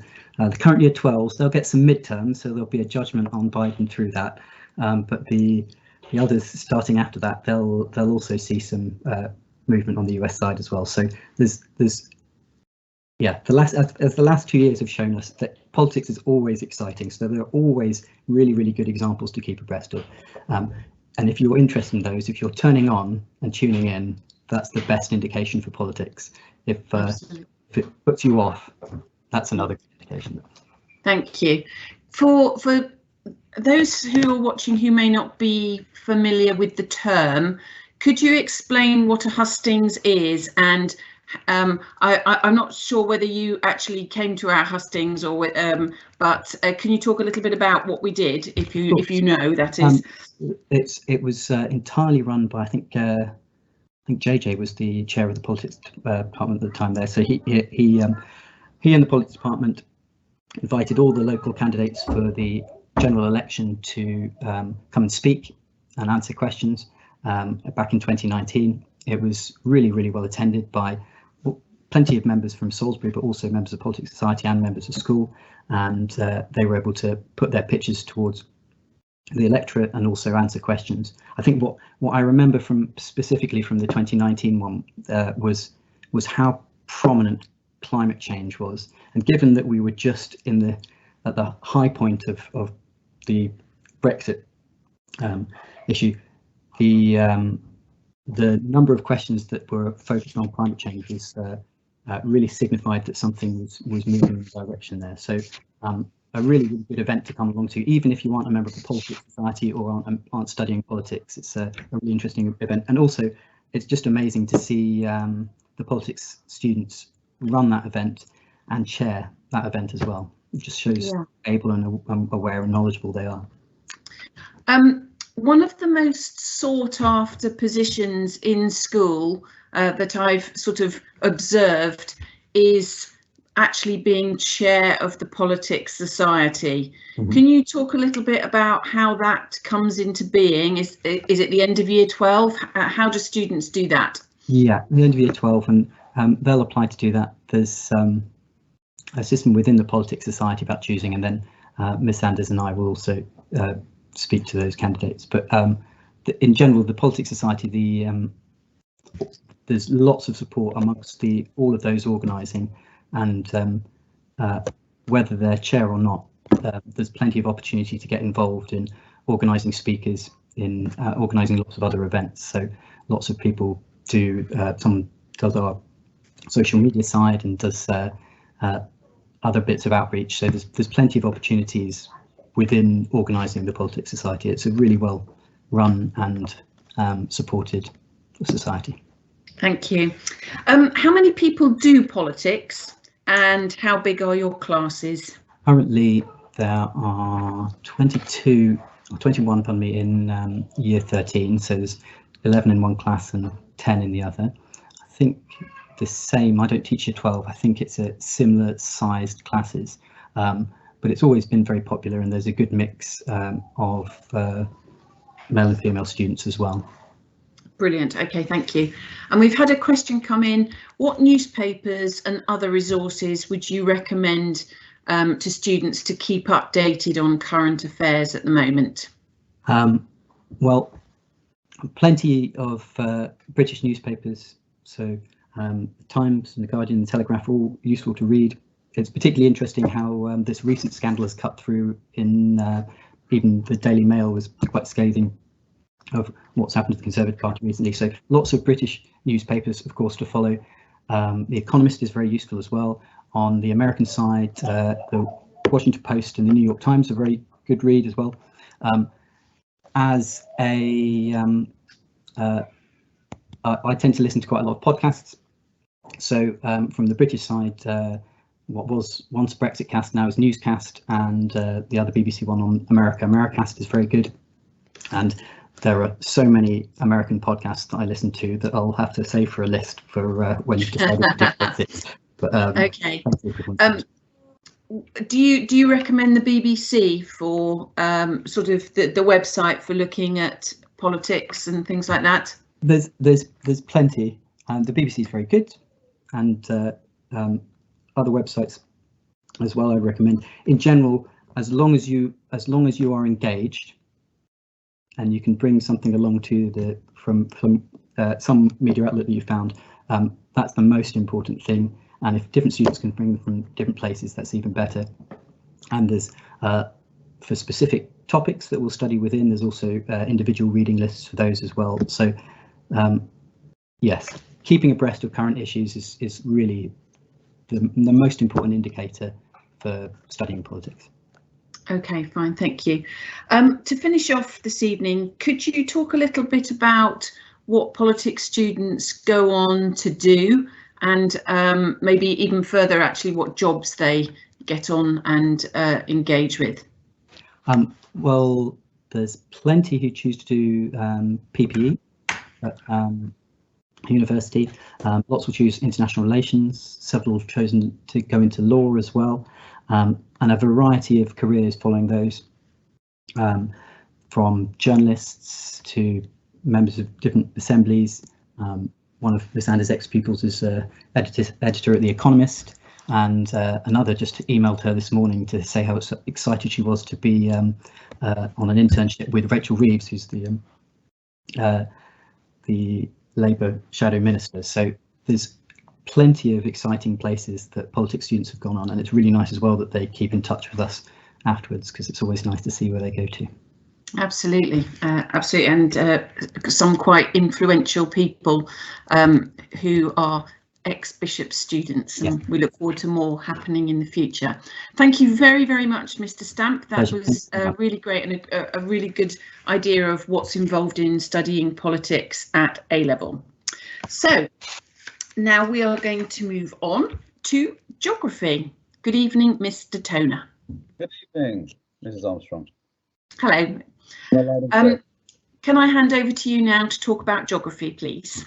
Absolutely. Okay. Thank you. I mean, the course itself has 4 different components. So the first component is called Changing Landscapes and Changing Places, and that's divided up into sort of glacial themes, so glaciated landscapes and periglaciated landscapes, and also we studied changing places as well, which is sort of human geography aspect, I guess. And those are the first 2 units that we study in year 12. Then there's component 2, which is called Global Systems and Global Governance, and that's we study water and carbon cycles. We also, I mean, which is mainly sort of physical geography, but some of it's applied climatology and also linked to climate change as well, particularly with the carbon cycles element of the course. There's also global governance that we study. So this is looking at migration and I mean, obviously, you know, very sort of contemporary issues. We also study tectonic hazards for part 3 of the course. That's in year 12. That's an essay-based unit. So looking at obviously earthquakes, volcanoes and tsunamis, causes, impacts and responses. And also as well, we look at, we study ecosystems. We study development in an African context. And so it does tend to be a mixture. So the 3 components are quite different in respect of how they're examined. So there is an element obviously of data response to our questions. And for part 1, which is in year 12, we got sort of 15-mark questions really for the sort of first part of the course. But then we build in the second year to essays. So paper 3 is an essay paper. So there are 3 essays and they're 45-mark questions really. So there's the first 3 sort of units, and the 4th one is independent investigations as well. So that's the students' NEA non-examined assessment, which is a 3,000 to 4,000 word piece of fieldwork where students come up with their own title, which is based upon obviously an element of the course that they've studied, and that's sort of towards the back end of year 12 when we have field work, which is practice really for this NEA. Students tend to choose something which, I mean, quite a few students will choose something to do with, say, changing places, which is urban geography, and students will go off to various places in the UK and can, you know, and devise their own sort of hypotheses and collect their own data and bring it back and write it up. But some students also will go to coastal environments as well to do the same thing as well. So we have sort of 4 components. So the 4th component is the independent investigation. But I mean, obviously the subject matter, I mean, for instance, at the moment we're studying, we're changing places.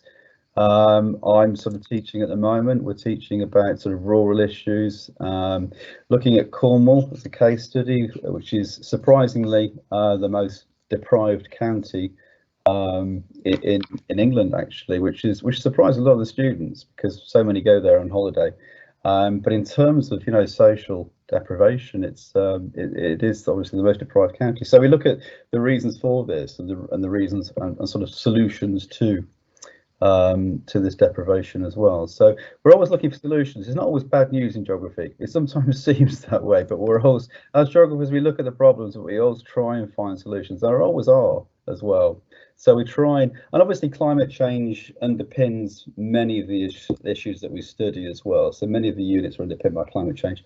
You know, one of the few subjects that really looks in depth and studies that as an issue as well. So, but yeah, so those are the sort of 4 components really of geography. Do you have any sort of questions?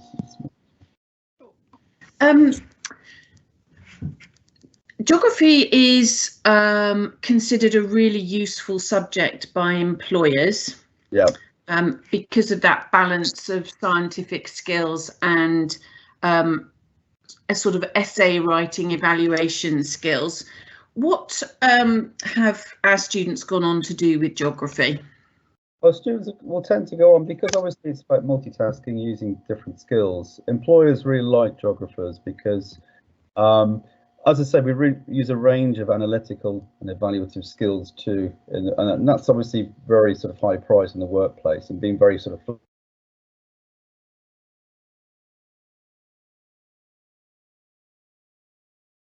I think we've lost Mr. Toner.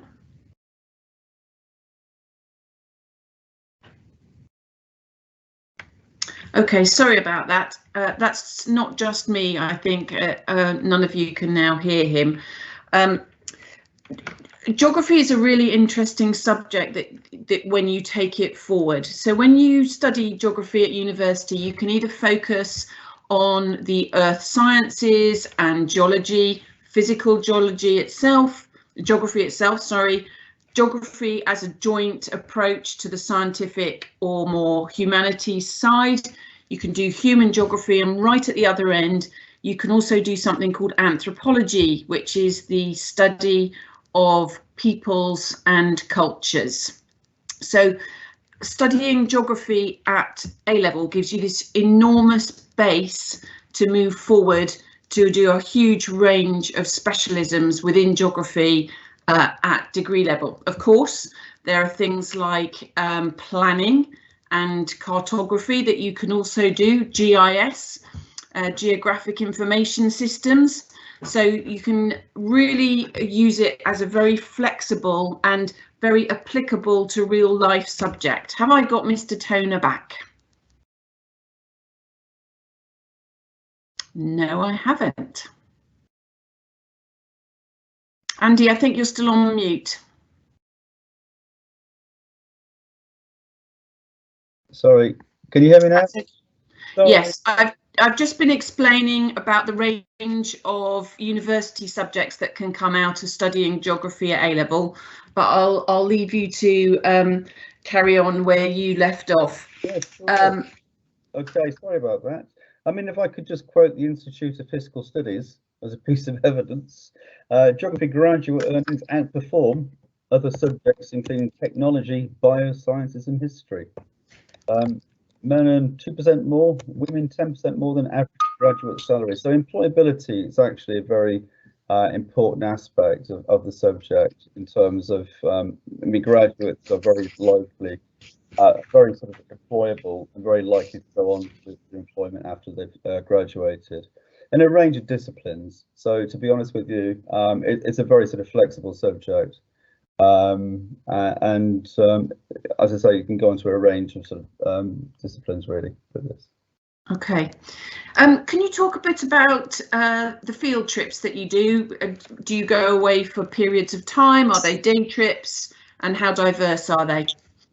Yes, we're required to do 4 days field trips. So we will do 2 days in an urban environment. So we're going to Bristol Harbourside.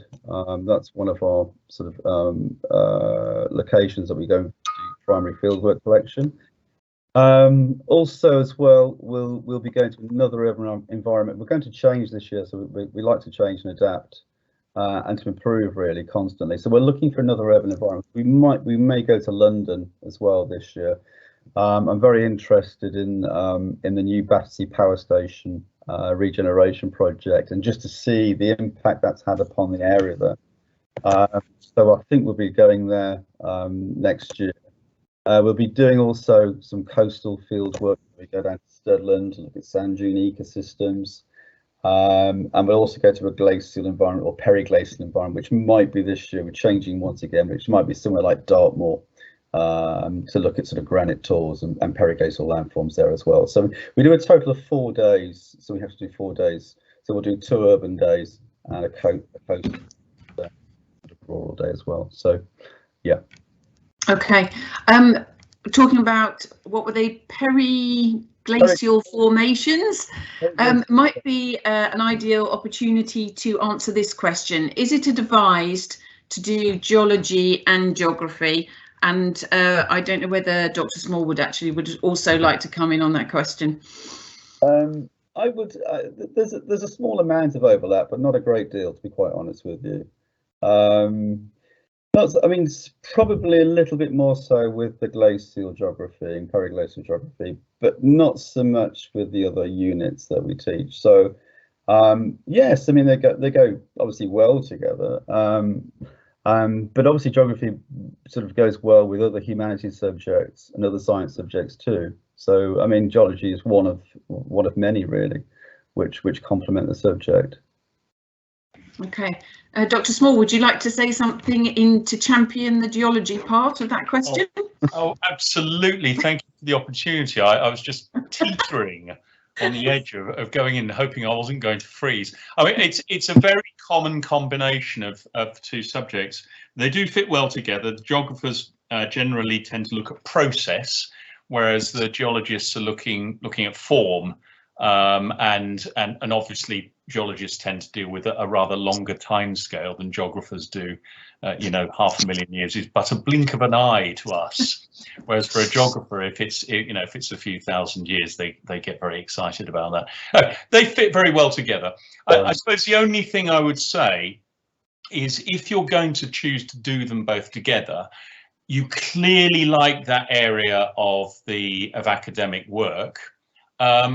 And it's very likely to direct you that way afterwards as well. So you've got to be, reasonably sure that that's what you want, because it is narrowing you a little bit, I would say. But having said that, it is a very, very common combination for A-level students to take, and they have a great time. Yeah. Okay, thank you very much. Mr. Toner, could you describe your classes, what sort of size they are? Yes, at the moment we have 31 students in total, so in year 12, so 2 classes, 115, 116, and year 13 we have 15 students in total, so numbers are growing now. But it's a good size class. We sort of, I've got to know the students very well, very quickly, which is obviously very, very important at A-level. So yeah, good size classes. At the moment in year 12, 30 students in total, 31 students. And is that a mix of students? Is that girls and boys equally, or? Absolutely, it's a good mix of students, yeah, boys and girls as well. So yeah, absolutely, yeah. Good. What sort of extracurricular things go on related to geography? I think there's a geography society. There is, yeah, and we're sort of organising some talks. External speakers have been arriving for coming to school for last 2 or 3 years. So we're trying to get that sort of more up and running, really.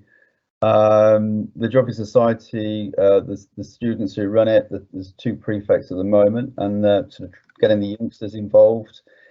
I'm going to be also planning some trips with the Geography Club, which Mrs Jones runs on Thursday. So the intention is to organise trips as well, with the sixth formers helping out, actually, which is very important. So helping out with the younger students. So we organise some trips, hopefully 1 per term. That'll be quite nice as well. So we'll get the sixth formers involved, and we had 5 students, year 12 students, helping out at the open evening last week, which was, incredibly, impressive. So they're very keen, the sixth formers, to get involved and help out the youngsters. And also as well, I'm planning to get some of the sixth formers in lessons as well with the young students as well, so helping out as teaching assistants as well in geography lessons. So there'll be more sort of interaction between sixth form geographers and the younger geographers in school. And that's part of the society, really, and that's part of the aims of the society. It's become proactive. Yeah. I've been talking to some students recently about the city competition that Salisbury Council run.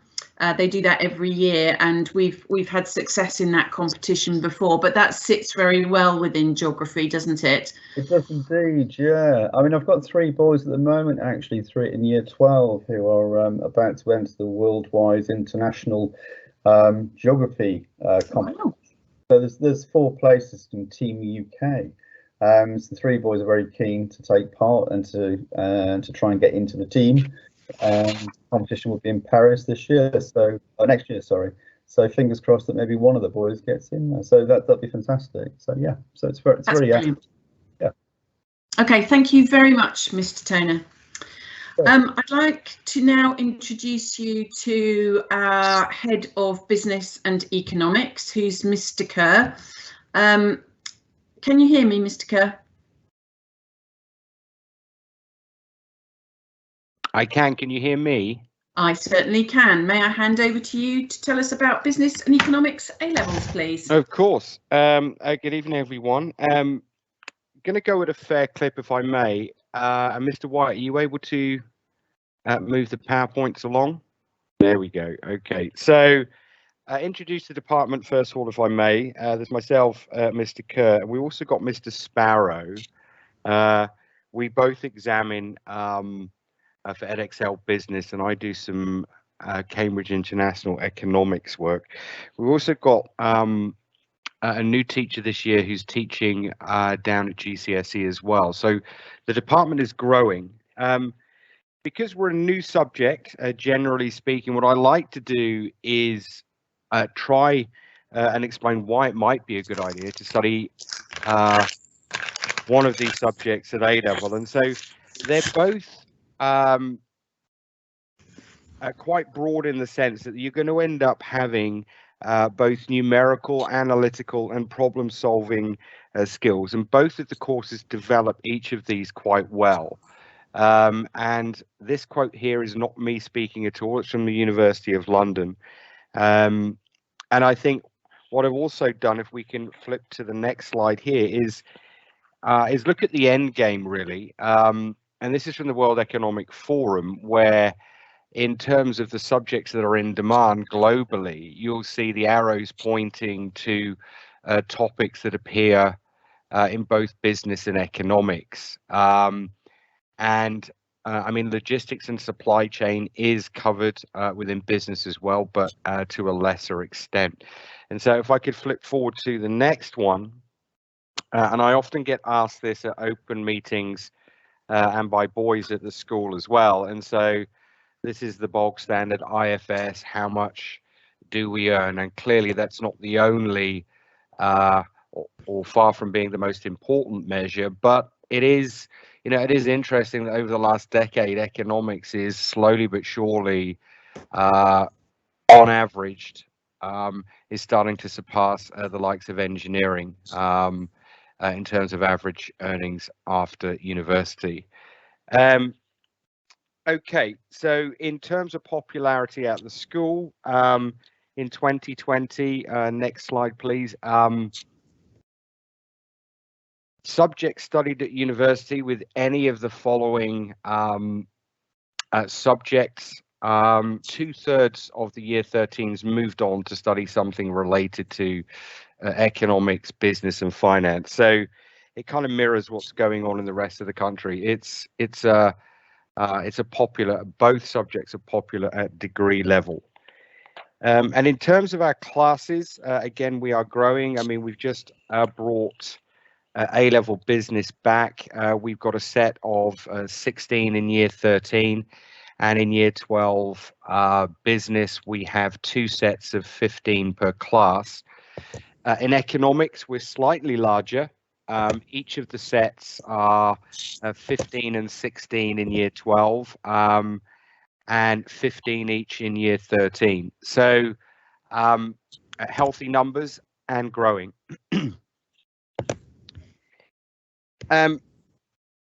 Probably worth my while explaining this now. This is the most popularly, excuse me, this is the most popularly asked question. What is the difference? And the way I like to explain this is that if you consider whether you like studying GCSE chemistry versus biology, or you prefer biology to chemistry, then what I like to say is that business is more like biology. You can see the mole, you can observe the mole, you can study the mole in its environment in biology, but in chemistry, it's kind of an abstract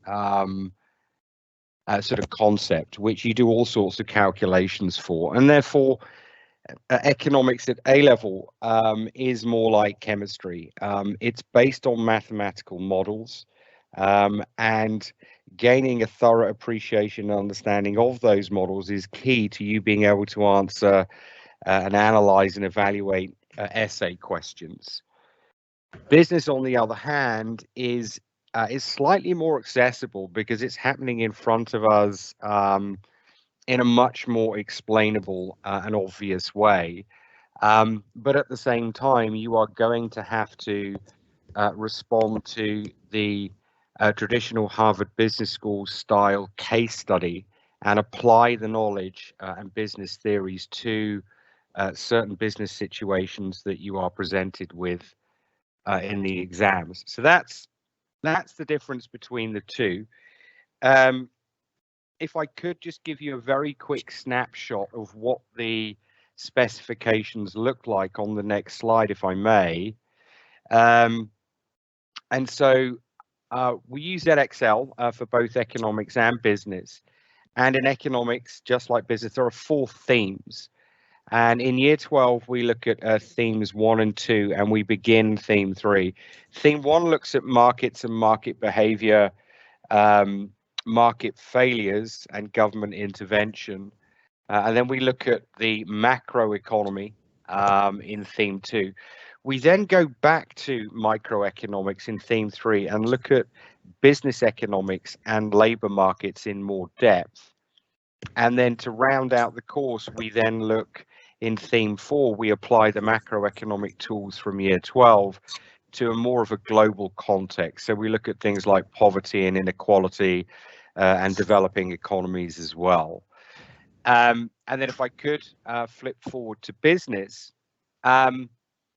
onto the next slide. There we go. So business is slightly simpler, actually. Essentially, imagine breaking a business into its component parts. So you have a marketing department, an operations department, people, finance. And that pretty much sums up themes 1 and 2 for the year 12 curriculum.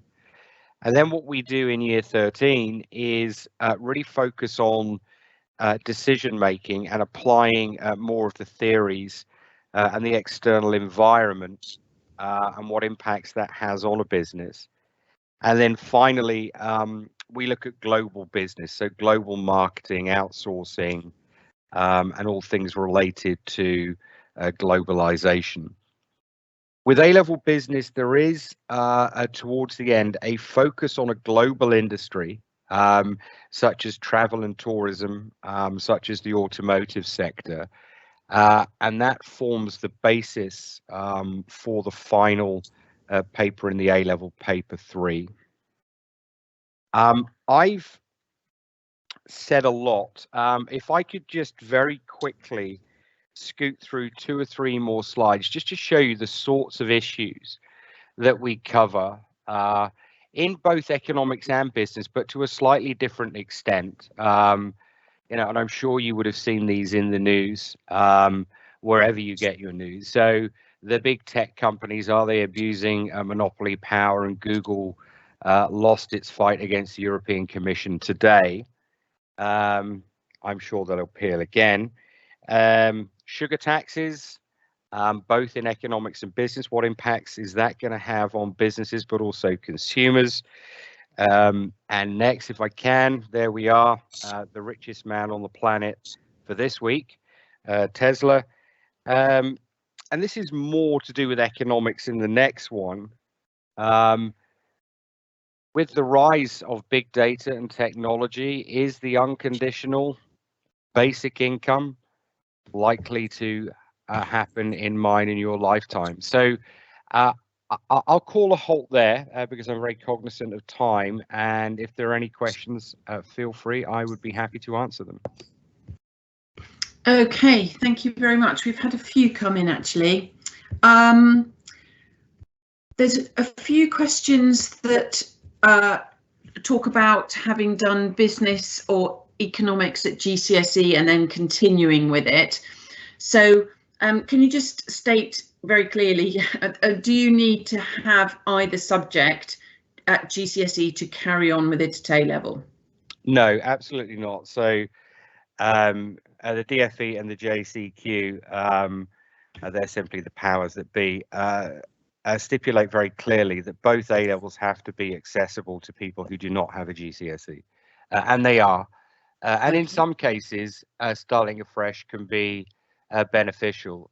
Having a good solid grade in GCSE business sometimes lulls pupils into a false sense of security that they know what's going on in year 12. So no, absolutely not. Okay, thank you. This is a really good question actually. If you have taken business for GCSE, can you take economics, or is it better to carry on with business? How does a student decide which one suits them better?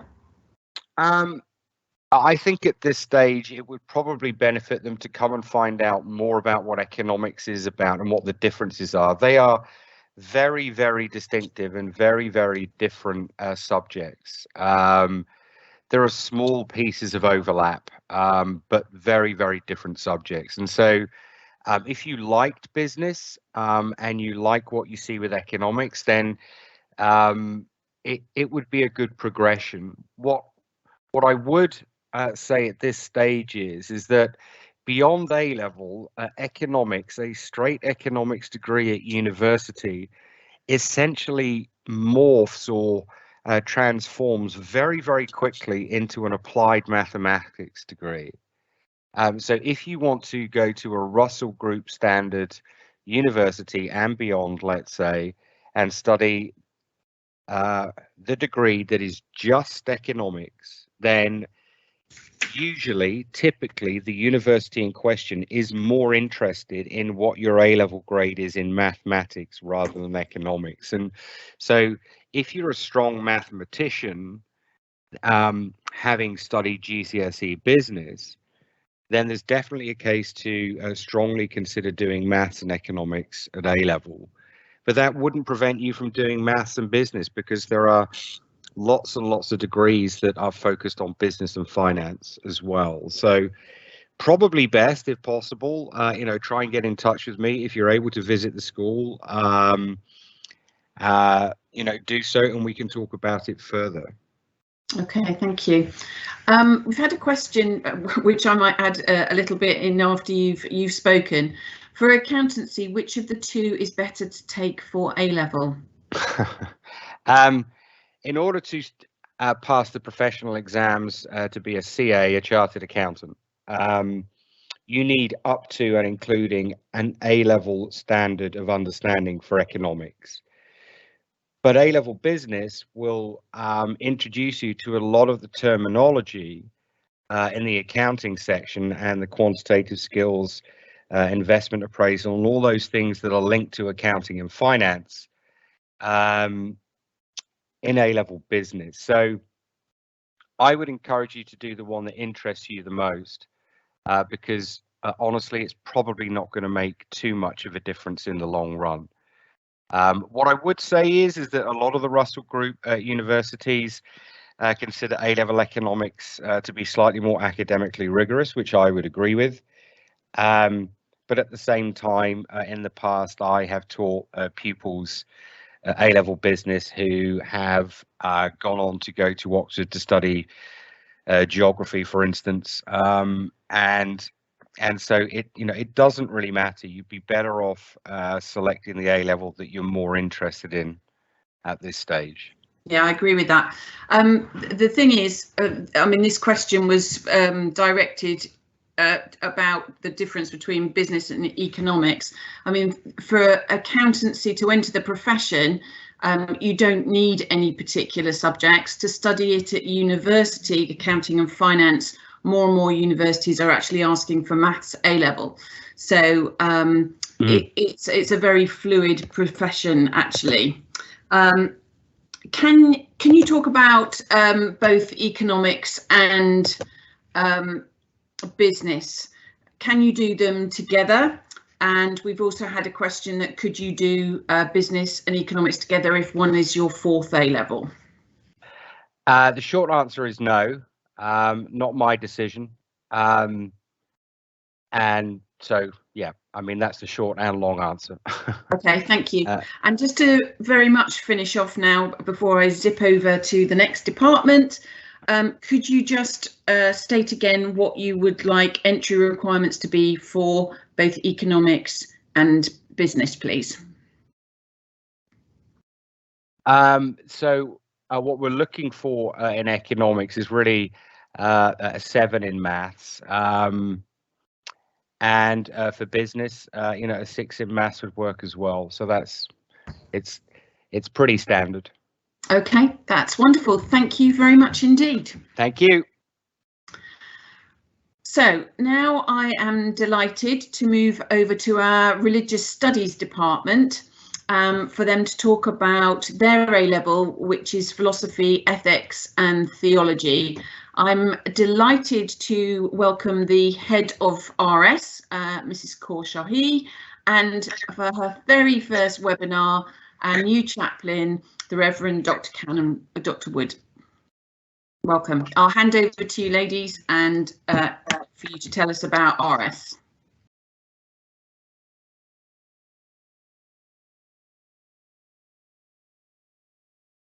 Val, you're still muted. Sorry about that. No worries. I've done it plenty myself this evening. The religious studies course that we do is predominantly philosophy and ethics based, and we have the EduCAS syllabus. We follow the EduCAS syllabus. It's split into 3 distinct components, as they're called. Basically, we have the ethics section, the Christianity section and the philosophy of religious section. We're fortunate enough at Bishop's to have 3 specialist teachers that are able to teach those 3 parts. And furthermore, the timetable in terms of the timing allows us to have 1 double lesson, so essentially an hour dedicated to picking up exam technique, writing essays, consolidating knowledge, helping with revision, and any of those sort of other concerns. Sometimes when you're delivering quite, a content-heavy course, occasionally doesn't get picked up. So that's the course. In each component, we have 4 distinct themes which are covered over the course of the 2 years. And what I'm going to actually do is I'll talk a little bit, Mrs. Armstrong, about the ethics, because that's my specialism, and then I will hand over to Dr. Wood, who will say something about the Christianity component and the philosophy of religion part of it. Okay, so ethics. So starting with ethics, we essentially are looking at things like, where does morality come from? Yeah. Is being a good person better than doing good deeds? So we're looking at like big issues like that in the context of various theories, various ethical theories, such as situation ethics, utilitarianism, natural law, and just basically trying to sort of tease out ideas from students, get them thinking, try and get them to inquire deeply into these issues, be reflective as well, develop those high-level thinking skills, and develop an appreciation for other people's views. So just to give a kind of like a flavour, if you like, of this sorts of things that we might apply or ask students to apply those theories to, we'd look at things like abortion, euthanasia, capital punishment, immigration, nuclear weapons and war, and even polyamorous relationships. So basically there's a whole host of sort of ethical areas that are looked at in the context of ethics. In addition to that, the course does require us to study quite a number of scholars in good depth. So we start off with the Greek philosophers like Socrates and Plato and Aristotle, and then we move on to sort of the more kind of modern day philosophers like, I say modern day, but some of them are dead and buried and gone, but John Stuart Mill, Jeremy Bentham, Fletcher, Julia Driver. There's so many other kind of philosophers out there who are still adding to the ethics world, as it were.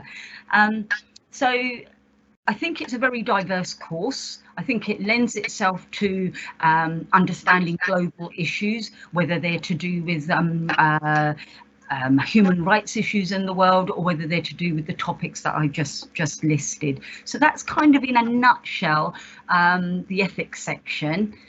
And what I'll do now is I'll hand over to Dr. Wood to say a little bit about the other 2. Thank you.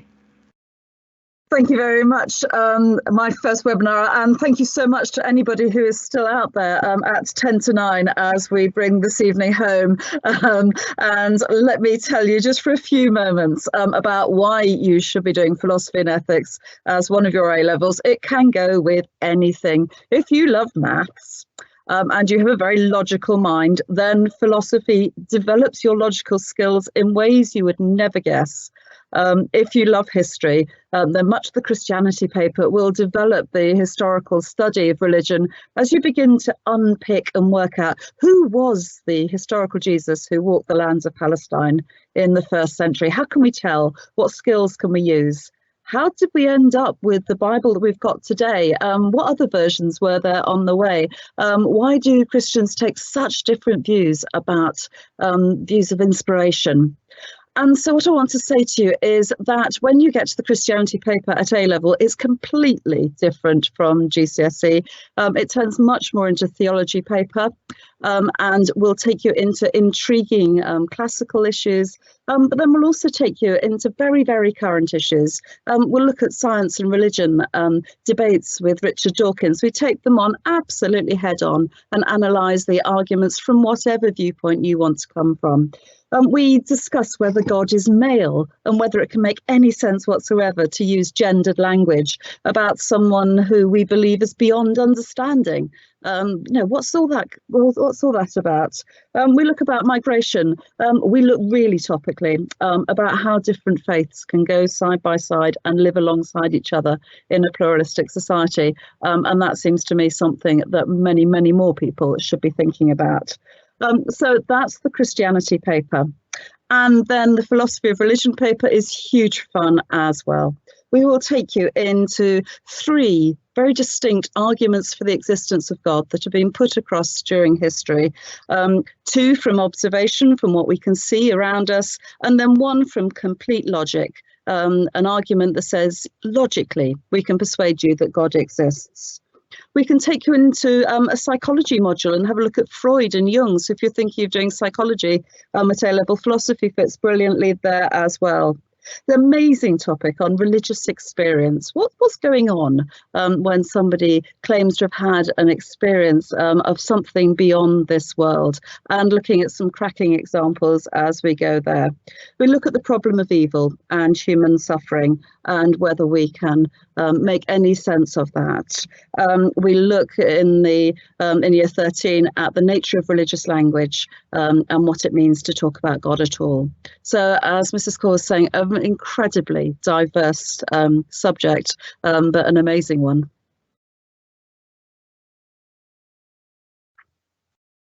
Thank you. That's brilliant. Thank you very much.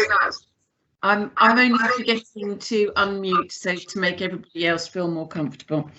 Thank you very much for that. Could you talk about the split between the 3 areas within the A-level? Well, is it equal? How does it work? Yes, the course has an equal weighting, and the exams are exactly 2 hours for every part or for every section. So Christianity papers 2 hours, ethics is 2 hours, and so is the philosophy of religion. There's also, which is particularly good, is that in the actual exam students get a choice of questions. So it's not like, you know, you revise the whole course and then you're faced with compulsory questions. You actually do get some choice, not a huge amount of choice, but there is choice there as well, so students can play to their strengths if they particularly like one part of the course compared to, say, another. Okay, thank you. And we've had a question come in which I really like, and is philosophy and ethics popular? Philosophy and ethics is very popular. We have 16 students in year 12, and 15 in year 13. It's popular equally between boys, pretty much equally between boys and girls. So from that point of view, that's good to see. It creates good debate, good discussion in a classroom, lots of different perspectives, and respect for others' opinions as well. Yeah, it's good. I completely agree. I mean, listening to students talk to me about the subject, they seem to really enjoy it, and particularly enjoy the debate aspect of it. Dr. Wood, perhaps I could ask you this question. I know that students sometimes think about it, but I think you are ideally placed to answer it. Does one have to be personally religious to study RS, philosophy, ethics and theology?